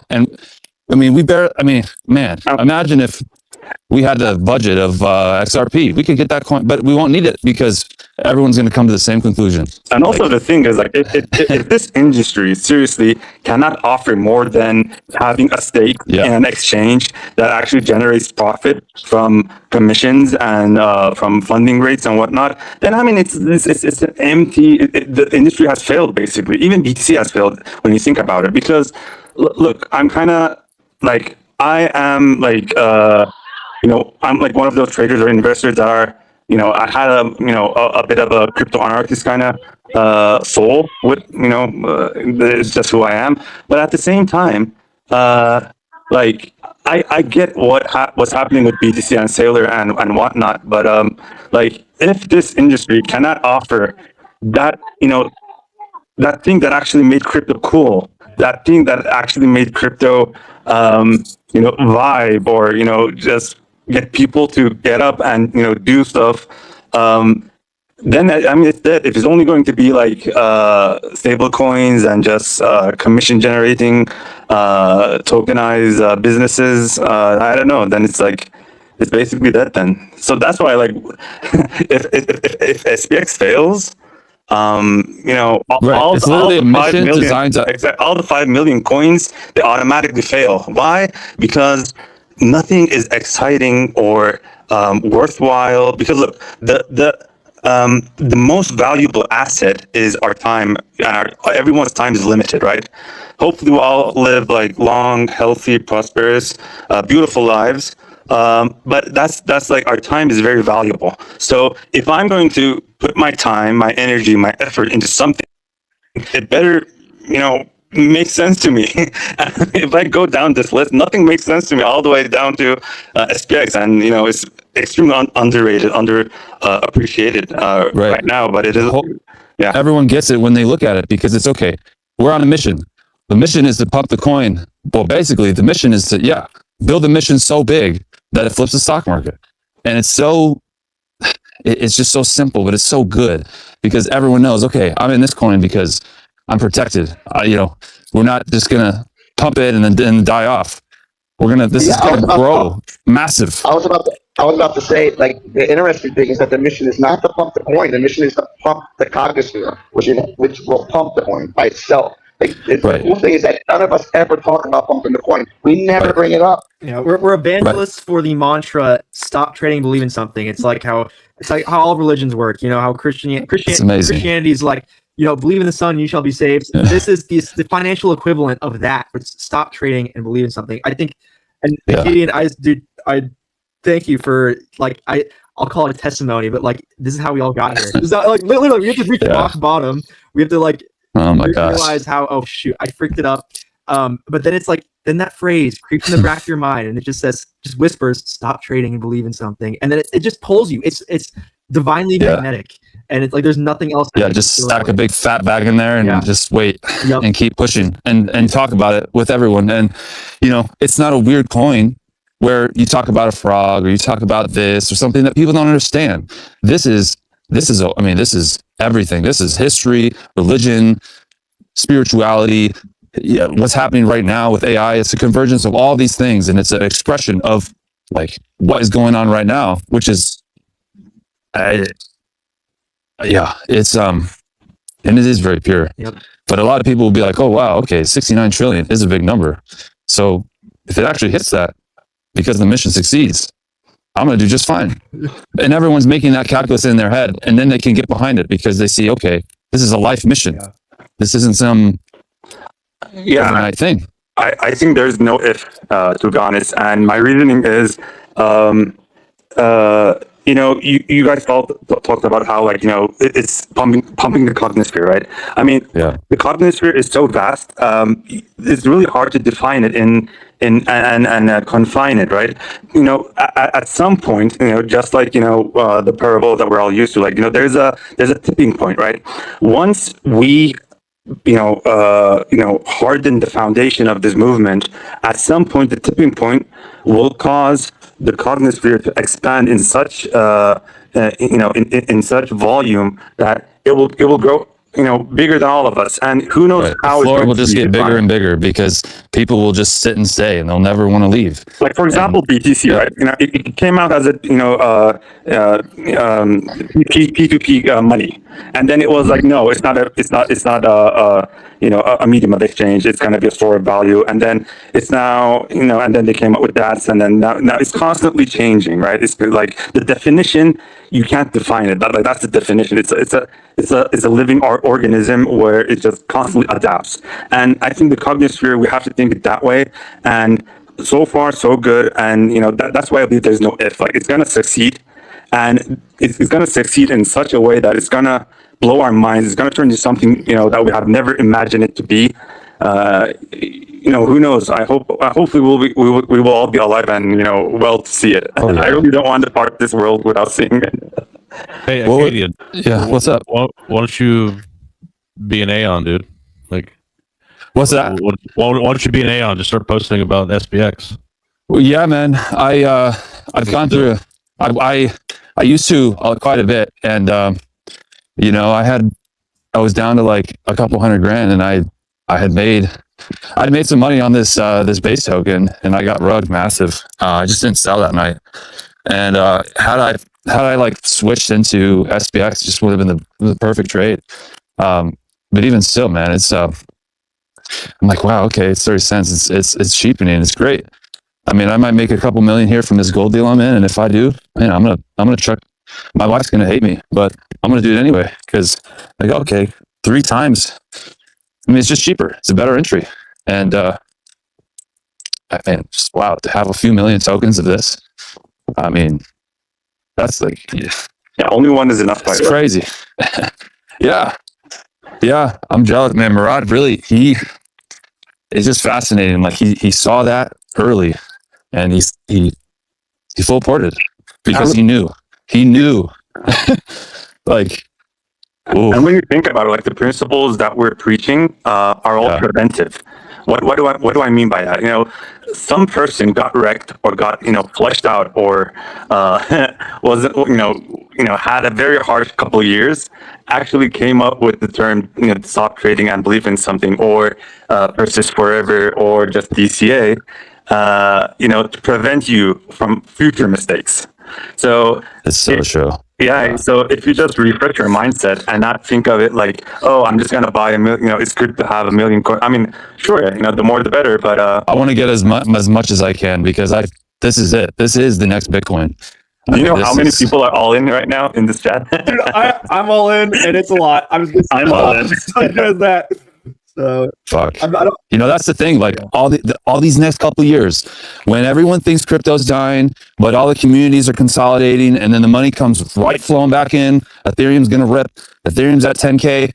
I mean, where's that money gonna rotate? It's gonna, like he said, it's gonna rotate into that next best coin on Ethereum, and people are going to look at, okay, the normal ones, and then they're going to see this, and they're going to be like, yeah, got it.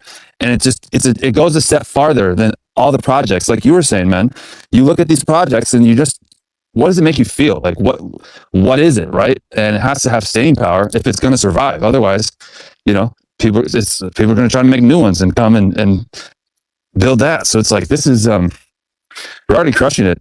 And I mean, I know we don't have as big a budget like some of these VC backed, coins, right? So, I mean, we've barely gotten big money in this, and it will come, and it's going to come back. And, I mean, the craziest parabola, like Murad says, is going to happen to the communities that are the strongest, and don't just sell into the pressure immediately, right? Like they don't There's something that you guys have said tonight that I want to point out because it's how I live my life and it's very important. And I've said it before, I think on Chad's podcast, but all the other tokens and all the other communities, they believe that they're going to do well and they believe that they're going to, come across or whatever. But everything that you guys have said tonight, from Murad, you said he knows. You said I know. There's a big difference between believing in something. Like you can believe that your wife is never going to leave you, or you can believe in some type of religion. But when you know the sun is going to come out tomorrow, you know the moon's coming out tonight. So there's a difference between knowing, which we all do, and that's the energy that we come across. Like we know SPX. Everyone always talks about SPX as knowing. Like we know SPX is going to do this. We know SPX is going to, flip the stock market. We know SPX is going to pop. Everyone else is believing. There's a big difference between knowing and believing. Very well said, Jesse. Very well said.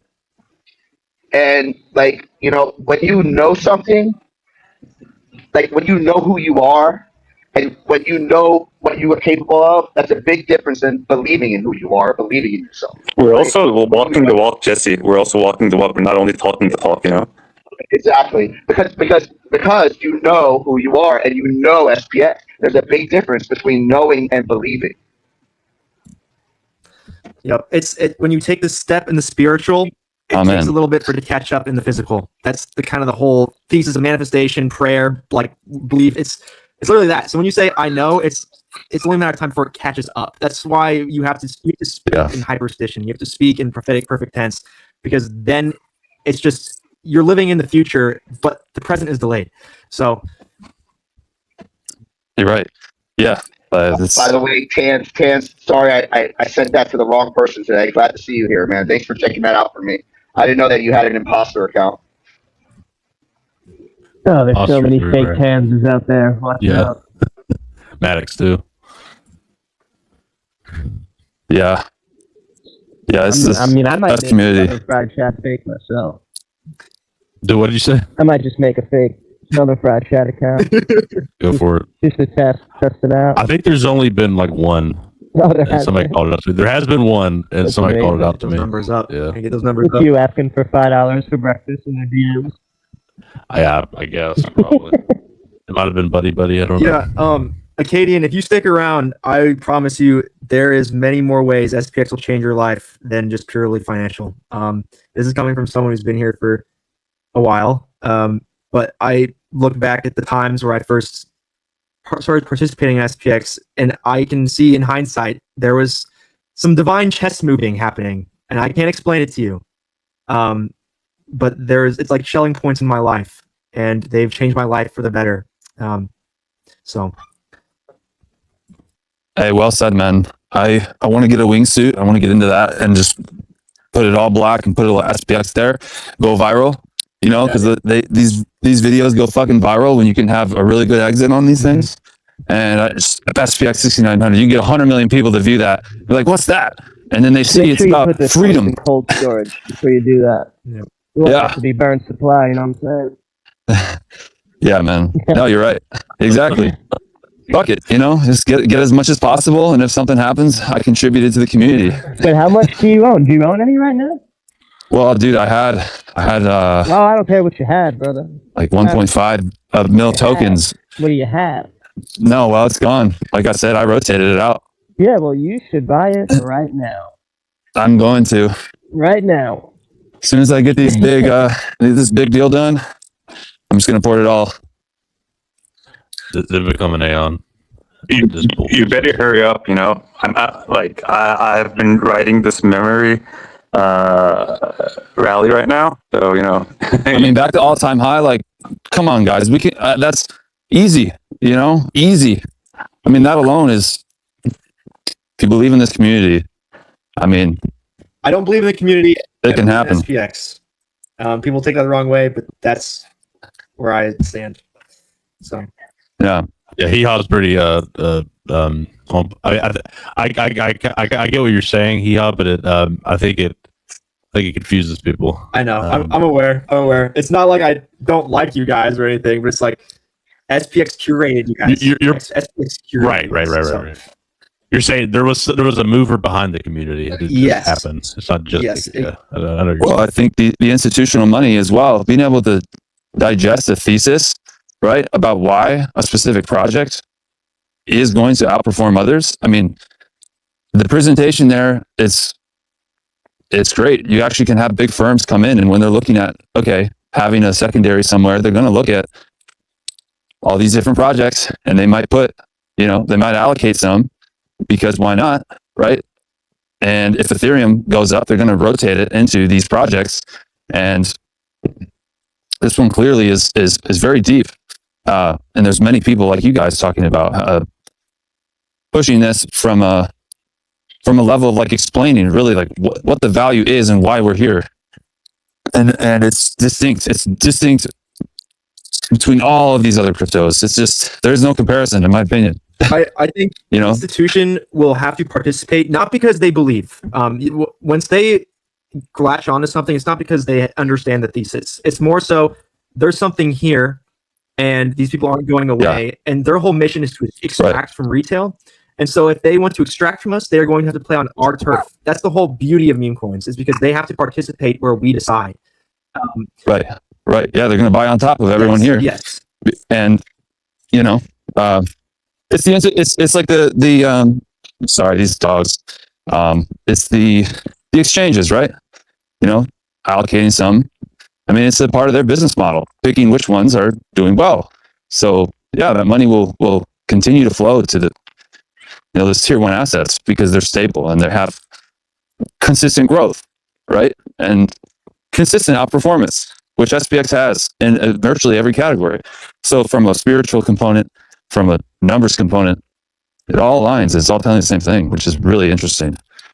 Like even on an adoption component, when you think about BTC's monetization, it's a massive cycle. And first you will have like pioneers, visionaries, and then the public, the general public, and then ultra high net worth individuals. $1, then to $2, $3. Exactly. Yeah. And then you'll have institutions will be late, and then you'll have countries, because their own stock market just sucks. They're just going to say, hey, there's a better one over here. Let's just adopt it as our own stock market. And then they're going to... hilarious. Yeah. You have let's start it over again. It's basically, it's like how all these people, in Axiom, they create a new coin. They're like, back there was Snowball 1, and then there was Snowball 2, and then there was Pepe 1, Pepe 2. And in the trenches, all these people, they're just creating these new coins off of a recognizable brand because they know people will buy it.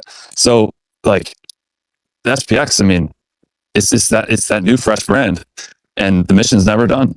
It's not going to be done for, who knows? It could happen quickly, but that's exciting. That's a journey. Yeah, when you think about it, like the reason Hee Haw says that like he believes in SPX is that SPX is like the that one massive tree that you go visit. Like let's say you visit Yellowstone every summer, right? You go there for camping and whatever. But there's like every year, it changes. Like the water levels change. This happens, that happens. But there's a tree there that is like a constant that has been there for hundreds of years, if not thousands of years. That's SPX. People will come and go. Most of them will be here. Most of them will, keep doing what they have been doing, up to this point and in the future. So, I mean, if there's there's massive energy in this coin, which you will be my guest. Go through. The parabola was insane. I mean, there's no chart. But you're still like if you really want to make money, as a byproduct, and you really want to adopt all SPX principles and have a more blessed life, find health, find a community, find peace in your life, you need to basically go back to your factory settings, unlearn what you have learned about trading and crypto, and you have to go deep in the rabbit hole, so to speak, and just cleanse yourself from all that filth, so that you can actually make this happen for yourself, you know? Because if you approach this as like a trade, I'm gonna buy here. Oh, what if institutions come in and, you know, what if it hits this and the purple? All of this gonna happen. Yeah. It's just like, How long have you been in the coin or in the project? You don't mind me I've asking. been involved since 2024. Mm-hmm. Yeah, I mean when was the beginning again? August. I think 2023. Okay. Yeah, August 23. Man, you know, it's but then again, it's. I mean, man, we are in early days. We are in early days still. It's kind of crazy. I mean, less than $1, but holding really well.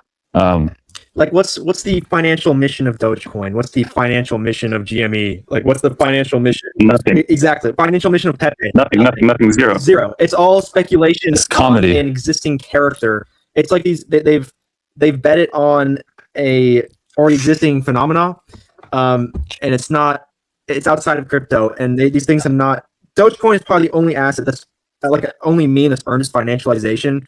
But when you have an asset that's born into its financialization, and it's a Lindy mission that's never going. That's like resonates with everybody because everybody has an opinion. Either you think flip the stock market is completely retarded, or it's like that's funny.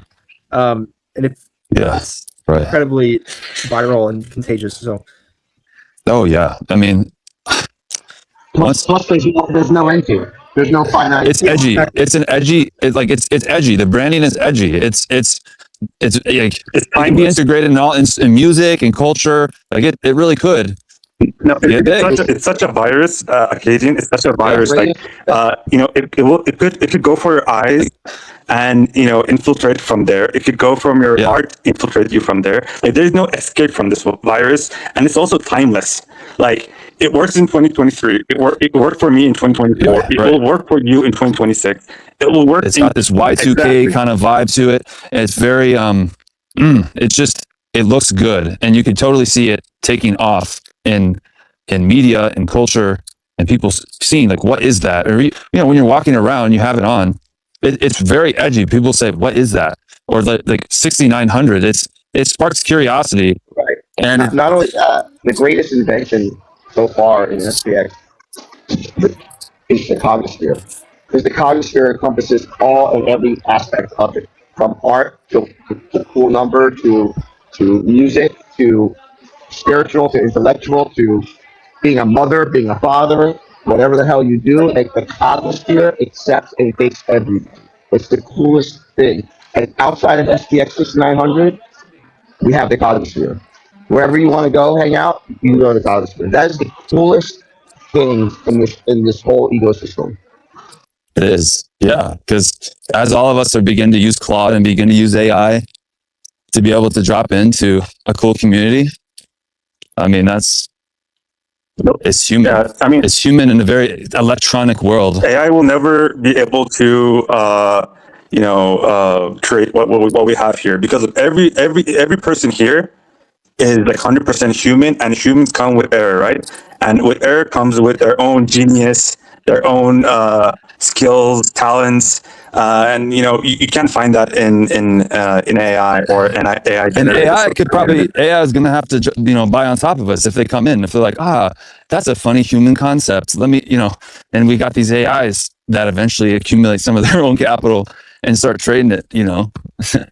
It's you're right. Yeah, the way I see it like, if we're going to like project how the future will look, I would say like one, we're gonna have like a World War III where we just nuke each other and kill each other, which is like the most bearish doom scenario. That will be like annihilation, and then we might have where AI and AGI turns us into like slaves and peasants, and we will all get left behind, and we will have like elites ruling us like. Well, do you see that? Yeah, there's a philosopher, Jordan Giorgiani, and he discusses ET phenomenon and time travel, and the idea that humanity and some of these UAPs are actually us from the future, and they're able to come in and out of time, and Yeah, I mean, I do think that, imagine if one of these ETs came down and it's like, hey, yeah, and they prophesize it. I mean, that'd be insane. But then again, if it really is, then Yeah, and they'll make it happen. Yeah, I mean, the bearish outcome for humans will be like dystopian, right? But and then you have like a more positive outcome, which is kind of like utopia, in for lack of a better term. And in such scenario, like I just can't see where SPX is like one of the biggest, if not biggest, I don't want to say asset because this is much more than an asset. Like asset is using the term asset is just confining this energy, in such minuscule terminology. But yeah, I mean, I just can't see SPX not winning. I really went through this as like I put on my bear mask on, and I was like, okay, I'm gonna find different scenarios, different outcomes where SPX actually fails. Even if the most bearish one is like this will be where humanity comes and finds sanctuary. And on the utopic side, where everything actually works in favor of the human race, still this is going to be the leading banner of humanity because it stayed true to humanity. I don't know if this makes sense or if it's like too much. Just let me know. Does that make sense to you, Arcadian? Mm-hmm. Yes. I think these are all very complex topics, but I think it's all interesting and good ways to think about it. But I think we also need to remember that it's truly just 6,900 greater than 500. Bingo. That's really all it is. Just more S&Ps, man. The pontification is also appreciated. It gives some legitimacy to the outside world. That's the funnel. That's the funnel. See, they've ended up with the metaphysics, but we started at the 6,900 greater than 500. That's the funnel. So. Oh man! All those stocks in one tiny coin. Crazy work. Who was Chang, that? did you have any? That said that? Who was that came on one of your episodes, Persist Forever, where they bought it initially because they thought it was like an actual index? Who was that? Oh, it was Jeffrey. That's it. No, it was Nick. No, it was Nick. Was it no, it was Nick. It was Nick. Makes sense. Dude, no, yeah, he's like, I actually thought it was like a new stock market. I'm like, Dude, there is a shot sure. that Nick will be blessing us with his presence in South Carolina. I talked to him last night. Is he for real coming? Yeah, he was like, yeah, I got to rent a car. I'm like, dude, DM Spacey. Spacey literally just said he's driving down by himself. Just DM him. He's like, oh, it's a good idea. I'm like, God, I hate you. Oh, who said that? Wait, Nick was like, yeah, I gotta like rent a car. I'm gonna drive down with a friend maybe. I'm like, dude, why don't you just talk to Spacey? Like, Spacey literally just went into that Carolina chat and said, hey, I'm coming down by myself. You mean Saucy? Saucy, I'm sorry, not Spacey. Okay, Saucy. okay. I was confused. Okay, oh yeah, no, Saucy. My bad. Yeah. So yeah, we might get a Nick. We might get a Nick appearance in South Carolina. I hope so. That'll be good. Is his mom coming? That's the bigger question. I do not think so. That's probably for the best. It'd probably freak her out. Or not, We might be able to make her a believer. You never know. Oh, yeah. I don't know about that. But I do vacation where he stays in the summer with my family every summer, and you bet your ass when I go there, I'm going to try to meet his mom so she knows he's around the cold. It's like 100%. Oh my God. Chang, do you have any thing to add to the conversation? Or are you just chilling? You might be AFK actually. Yeah, I'm doing something else right now. I would like that more if you guys don't mind. Yeah, go for it. I mean, I think it's not really hard to identify winners, but what's hard is to actually embrace what it takes for this winner to change your life financially, spiritually, physically, right? In a good sense. So I think just like the Mother Nature example I just gave like a couple minutes, not maybe like 30 minutes ago or something. There's no stopping this. You either embrace it or it's just gonna it's just gonna, just bulldoze you. It's just gonna be like BTC all over again. So the only way that you can successfully do this is you can either believe in it or you can either believe in it. Otherwise, you just lose. You have to totally embrace the Ionic code, like the cognospheric, gravitational rules, the principles that comes with it, in order to succeed. Otherwise, you will be trading, you will be selling, and you will be buying back. You will be selling and buying back, and eventually, some big name will come in and he will just, push the price up, and you will be left behind. This has been the case for a lot of people, be it from Tesla, GME, Dogecoin, Bitcoin, right? And then you just have to learn from their mistakes and understand and go deep in all the mantras that we have here in SPX. And this is more towards like the newcomers. I know people who have been here have already embraced all of this. But yeah, I mean, I always say this, like, you don't want to get too smart and cute and fuzzy and warm, with certain tickers or certain charts or certain, in this case, phenomenon. So SPX is one of them. You don't want to get too cute. You don't want to get too smart. You will be left behind, or it will be on your demise, unfortunately, because this is just kind of has like a natural selection aspect to it. The more you believe, the more you prevent yourself from making mistakes by listening towards all these rules and principles that have been derived from previous mistakes. So I mean, there's like massive knowledge and wisdom if you think about it. It's more than a catchphrase. It's more than being catchy. It's literally life itself. If you have been in business, you will find aspects of business and entrepreneurship in SPX. If you have been in trading, or you have been in the medical field, you will find, or in spiritual, or you're an athlete, let's say, you will find all aspects in SPX. You either embrace it, you embrace it. Otherwise, I just can't see people. I mean, yeah, it's good to be part of this community, but if you truly want to be successful, then you have to totally, without any doubt, believe in it. Believe. Dude, yeah, I think I mean, clearly you're highly intelligent, and you put it in a really good way, I think, for a lot of people to understand better. I think it's hard for some people to wrap their minds around, but I think it's going to make. I don't think it's going to really be clear until it's painfully obvious how far AI and robotics come. I think then it'll become pretty obvious, but then it'll be not too late, but it will be later. Exactly. Unfortunately, the reason I'm so passionate about it is just, it's, I don't know, like, it's just to help others, because like we say all this and they're like, okay, yeah, sure, whatever. But, the day will come where they will come back and say, wow, everything these guys have said, came to be.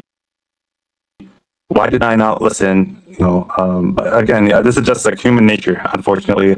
The smartest of the smartest people will use other people's experiences and not fall into the same,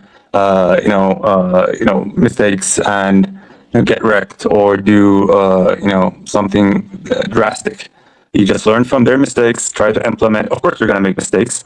There's no escaping that. But the more you have a massive community here that is trying to prevent you from making mistakes, so you can't find this anywhere else. Like, for example, go into BTC perp trading. It's a dog eat dog. It's like everyone's after you. But here, it's not like that. Here, it's totally different. We're going to win together, and we're just gonna win together. There's no and to it. There's like no more second option. So I mean, this might sound a little bit too utopic for like the newcomer. I get it, but I mean, we have seen this happen several times.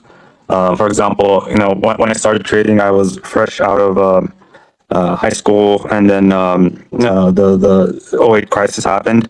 Everyone I talked to was bearish. Like, no one believed in a positive outcome, optimism. It was so pessimistic. It was so terrible.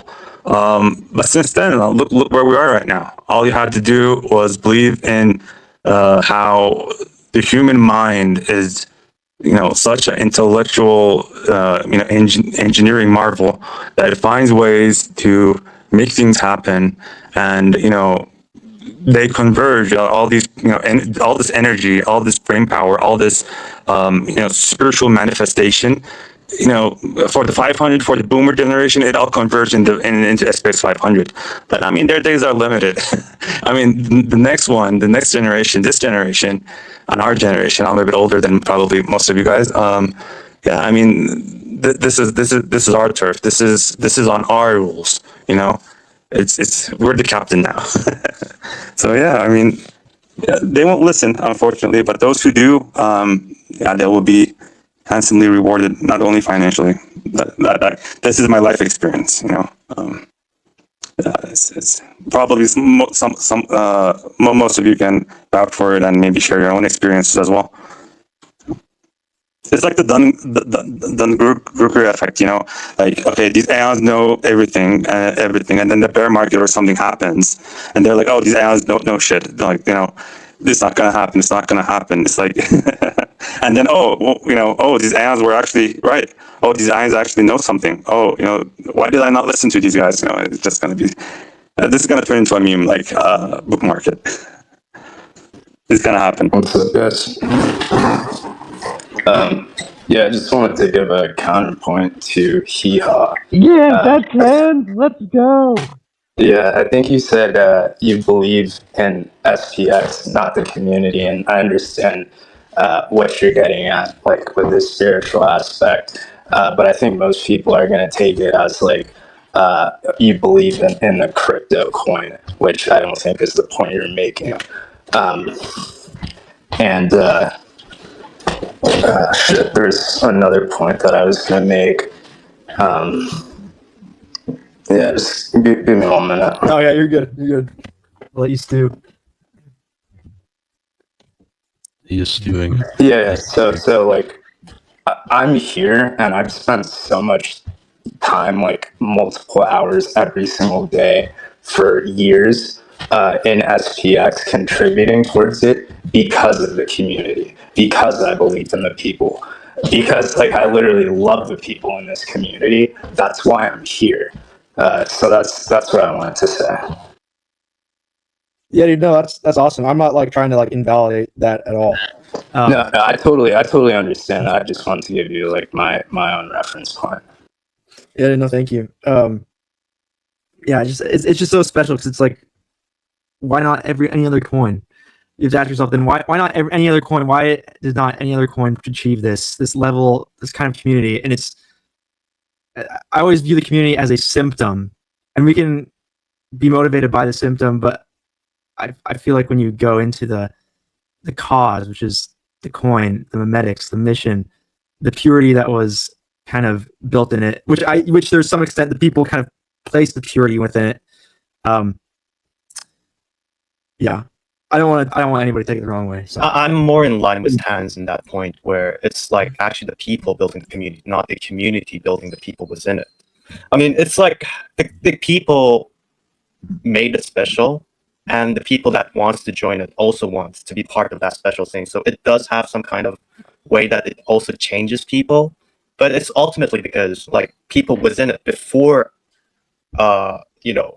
before the community was built was actually pure in heart, that built it together. Yes, and that inspired the other people to become like them. But what caused that first stock of pure people to gravitate around only SPX and not these other coins? Like, then you have to ask that, because there's always the first cause, and I think SPX is that first cause. Its memetics allowed for it to curate that first virtuous holder base, and they stayed. And that virtuous holder base has created that, or what perceivably seems like they created. What made the SPX? That's the question.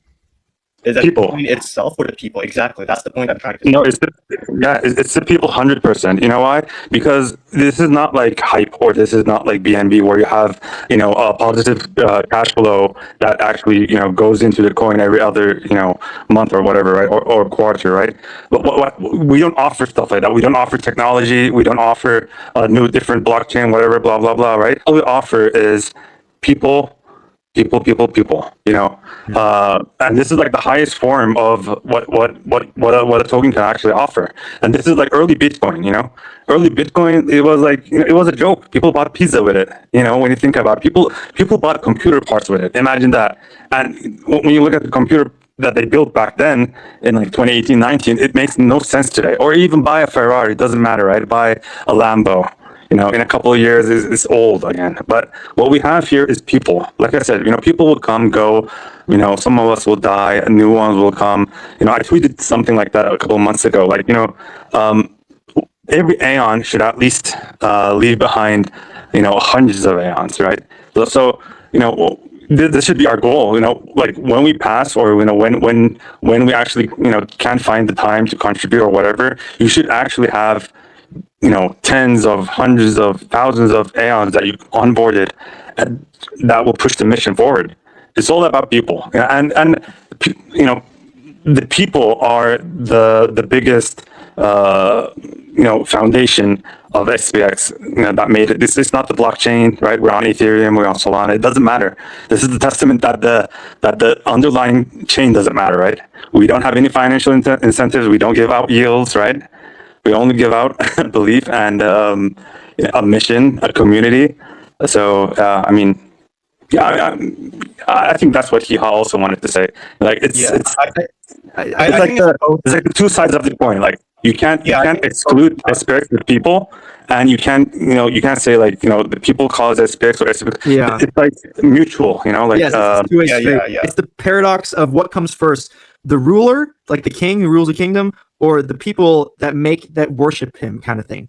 The chicken or the egg? It's the chicken or the egg. It's this infinite. It's like the infinite. It's the eternal, because the king, he governs all these people. He rules all of them, but he would not be a king without the people. So it's a paradox. And I also, like, I think, like, you know, belief can be constant in terms of you believe or you do not believe. But when you go into it, belief also has like you know, it's not static. You know what I'm saying? Like there will be times where people will question their convictions, and there will be times where they get a bit too euphoric about their convictions. And SPX will always cleanse or humble you, or you know, it will always optimize you. You know, SPX will always optimize the people, and when people, old, new, whatever, right? You know, whale, fish, shrimp, whatever you want to call them. Once they're optimized, they earn the name Aeon, right? And then once they get there, they're one with the cognosphere. And once that happens, it's like a living organism. It's just like one massive, you know, mind share, if you may. So yeah, like you said, you can't extract one from another without killing it entirely. So Yep. It's dependent on both. And maybe I should, the community. I think everyone understood what your intentions were, but like, you know, someone new who's listening will be like, "What's happening? What does he mean?" You have to work on that a little bit. I think it's the combination of like the narrative that we have. It's like saying like blockchain, not Bitcoin. You know, it motivates you to join the community because we have a common enemy, and like people realize we have a common enemy, and then they realize that the people, the community itself, the people in SPX are actually pure intent, and that's what making them to stay more, or stay and fight with them. So then it begs the question: if it's all about community, then why? I mean, I'm not demeaning community, but like, what separates us from like a utility coin then? Like, if it's just about the community, XRP, which utility coin would you say? The other utility coin do not have a real community. That's the difference. But why? Why? That's the question. Why is that? You're arguing like the first, what's coalescing behind it. Yes. That's why I do agree with you. I think it kind of sounds bad though. I know. Well, one of the reasons is that, like, you know, because, you know, the utility coins initial value proposition was what? Utility. Once the utility diminishes, or once the utility is not there, then there's no one there. They will move on to the next coin, which offers the same or better utility. But here, it's so hard to achieve a community, you know, and it's so hard to find all these brilliant, pure-hearted people converge and use all their utilities, their God-given strengths, and to push something. Like, you can't replicate that. You know, you can't replicate that. That's what makes us different. You understand what I'm saying? Yeah, I think the proper wording is not that it's about the people or about the community, but that the community is better, that the people are better.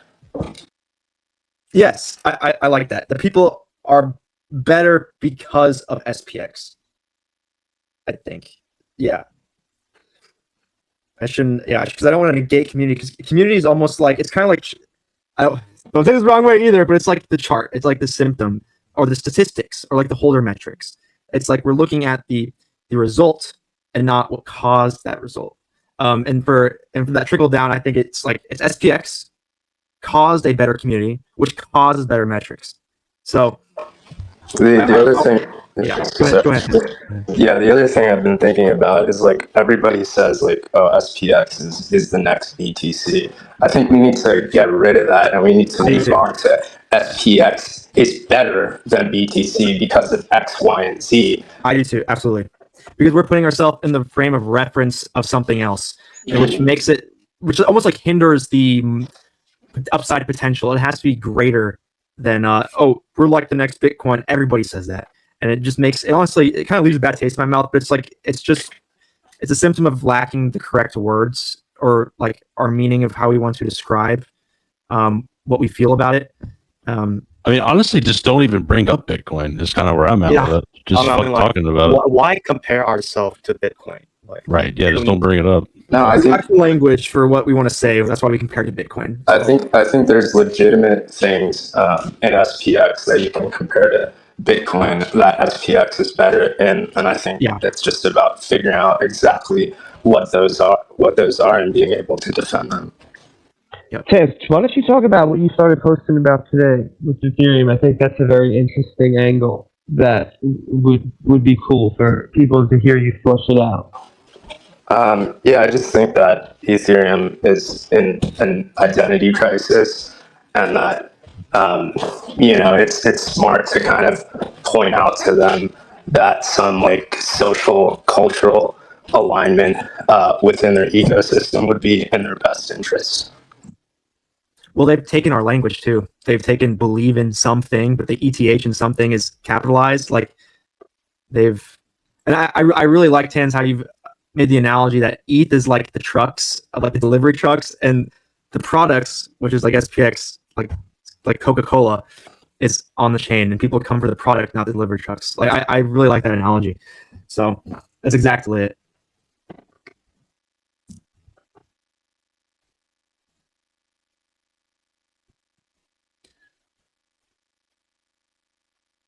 There's also another thing. There was the I know to bring up metrics. We're in space. We can talk about metrics, but like your comparison of SPX to all the other coins, there's metrics behind that. Like founder left. What are the other ones? I can go find them. Yeah, I put that together in like I put that together in a day. Like I had this crazy epiphany, and I was just gonna take like a screenshot of the analysis, and I had made this huge announcement. I was like, oh shit, I have to. Everybody was doing their presentations right before that. I was like, oh shit, I have to do a presentation. So that's what I cooked up in like 3 hours. So no, hell yeah, dude. I think I bookmarked it somewhere. I gotta go find it. But yeah, that's exactly like measure those memetics, because all those the story, the memetics, I feel like they matter so much more than we give it credit for, because it's like, not to be blaspheming, that's what kind of made it into an allegory of like the story of the best story ever told, which is like Christ, and then you measure that against a coin. Not to be blasphemous, not in the same level, but it's like you have this founder who creates this coin, anonymous, performed good works, he left, and then he just left the mission up to us. And there's something very, very contagious about that idea, about the level of trust, trusting the future community to have. So, can I ask you guys a question about the comparison to Bitcoin? So, there's no doubt in my mind that SPX offers a lot more than Bitcoin to each individual human. Yeah. In many different levels. There's many different depths to SPX. There's not a lot of depth to Bitcoin, honestly. Um, but the video that Murat, so I think I found the next SPX is not real. The next Bitcoin is not really a bad thing because it it does bring a lot of people. They like a lot of people that aren't savvy in the space.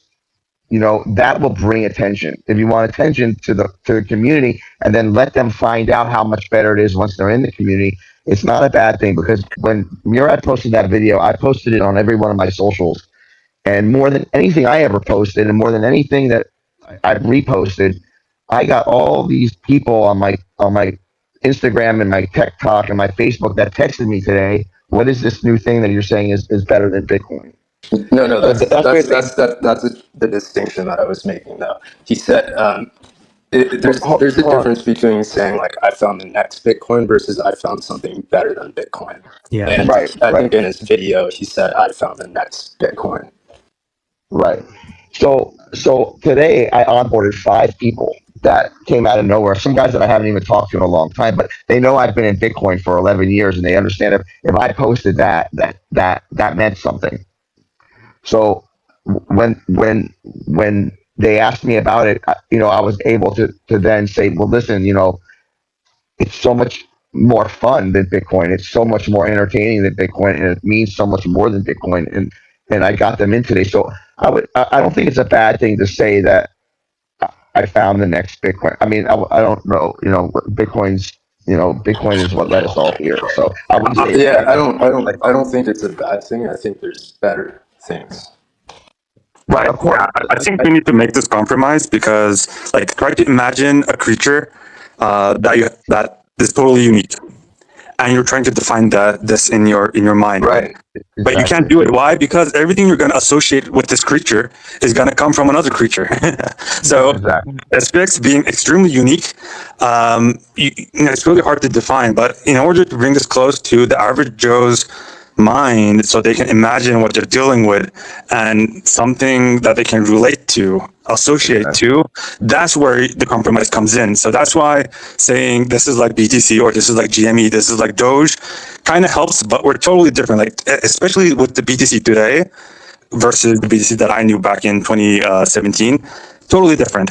And that's what I said. Like, for example, if when the cognisphere grows beyond our imagination, right, it's gonna define itself. And I think BTC did that, and it took the route that it actually was actually fighting against. It got infiltrated from the 500. I remember because when I was at conferences back in 2019, I sit down with managers and presidents from like Deloitte and other firms. They were all like, Bitcoin's going to zero. It's all about blockchain and blockchain this, blockchain that. And then even bankers, right? And now they're all like, it's Bitcoin. We need to put our treasury in it and this and that. So yeah, I mean, it's just.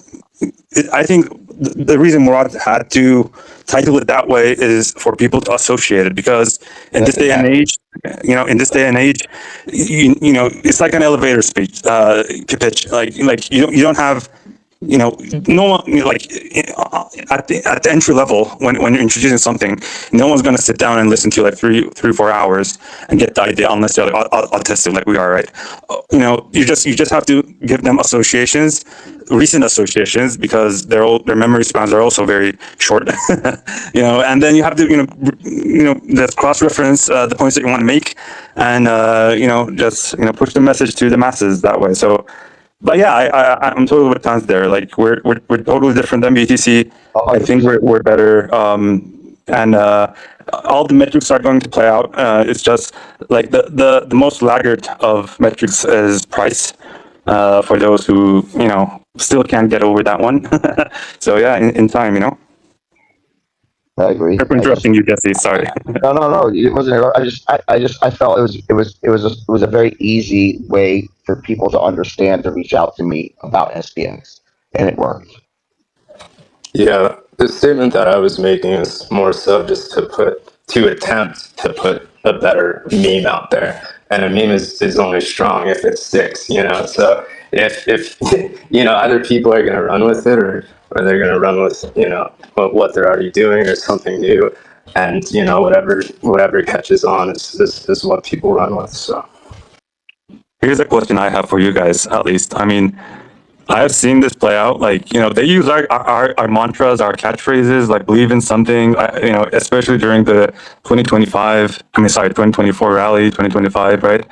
Like, we have seen the entire space adopt, like, basically plagiarize everything we came up with, but still no mention. Like, does this kind of show how disingenuous this entire space is, or is just like, I don't know.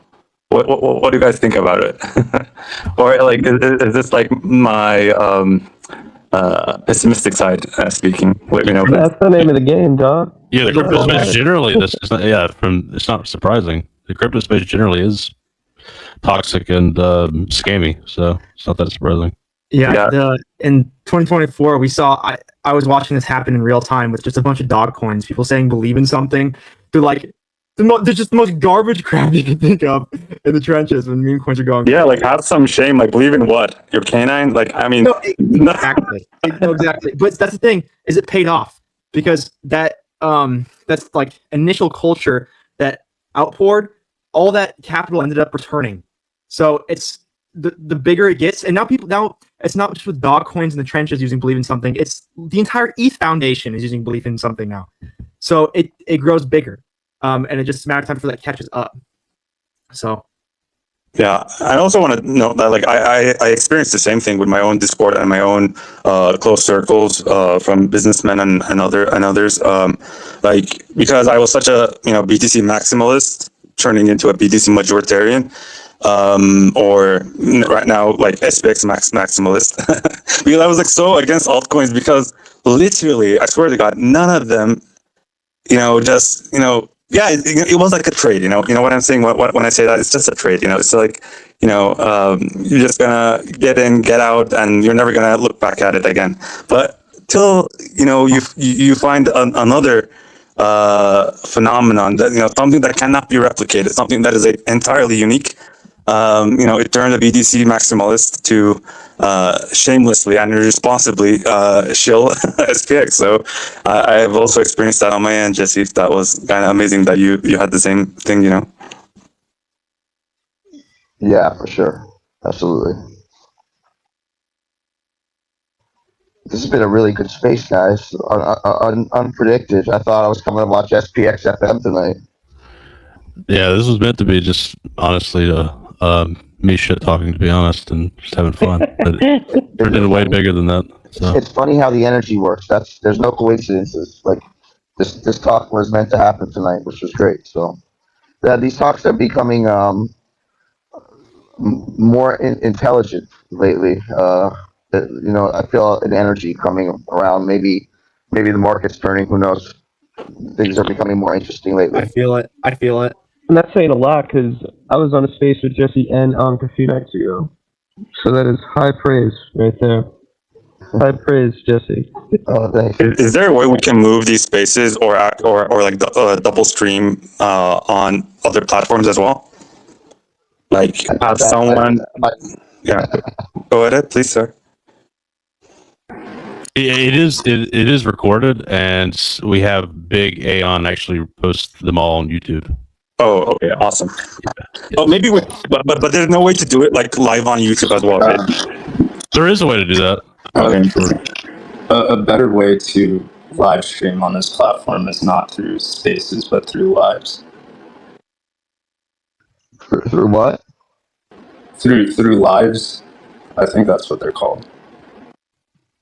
Yeah. Can random people join the talk on that? No, you can go live on here like with video, right? That's like different thing. Like, oh yeah, I do see some people who live streams and open space at the same time. So like they're like they're two different things. Yeah, on X, the platform itself. Right. Yeah, I mean, you'd have to do the space though too in order for people to talk. Is all I'm saying. Oh, can you not have people up in lives? That's what I don't think that's a thing. I think it works like YouTube live stream. You got to invite people to StreamYard and do it that way. I'm pretty sure. I may be wrong, but I'm pretty sure about that. Correct me if I'm wrong, somebody, but I think that's true. Yeah, that's why they. The person I know who does it, he opens space and live at the same time. Right. So people who want to talk, join spaces. Yeah, I mean, I want to just listen, just watches his live. If I was to do it, like, I'd have to make a YouTube live stream and then make a space and then do it that way.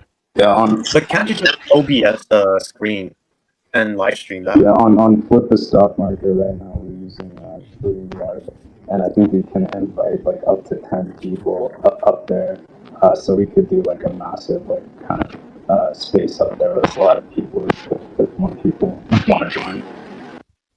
Yeah, that's a good idea. Yeah, y'all should do that. Yeah, actually, when I originally was doing the live show, I was thinking it would be more like a space. It'd be like a call-in thing. There weren't a lot of people at the time, so that was a little bit like seemed hard to do. But I'm more open to it. If people are ever watching Into the Cognisphere and want to join the conversation during it, yeah, always let me know. I mean, we've done it like once. I think Jesse joined randomly, but yeah, maybe you can just stream the spaces on YouTube. And just literally just have this going on here, because this is probably where you'll get you will reach most Aeons, right? And then since we also want YouTube presence, and then you just stream, but you need to make sure that you also include the audio from this spaces in the YouTube, so people can also listen on that end as well. You probably know better than I do, so yeah, maybe, I don't know. Hey, chat, when you guys all do your live streams, is there not a way to have like a call-in phone number for like a call-in? There is on StreamYard on the one we use. There's like literally a phone number? No, it's just a link. Yeah, the link. Yeah, No, he's actually like literally a phone number. like a radio show, like call in. Yeah, no. There's we got the third party software maybe to do that, but yeah, like I sent Jesse the link one time and he joined. Right. So you have to do it that way, I think. Unless we got some other kind of stuff in there. But like I said, if anybody's ever listening to the Cognisphere, definitely happy to make it more people. How many episodes have you done now? 33, I think, of Into the Cognisphere, and then I've done like 57 Persist Forevers. So 33 live shows, 57 of the recorded. I think that's what it is. All right, guys, I think it's time. It's almost midnight for me. I'm out. Peace. Good talking to you, Jesse. It's great to hear from everybody. Honestly, I really enjoy you guys a lot, man. It means it's like home. So thank you. Yep. Anybody have any final thoughts? Great space, man. Dude, it was good talking to you, Tans. I don't think I ever spoke to you, so just shout out to you about that. Yeah, I'm not bad, man. I'm just a major. So cool. All right. Talk to you later.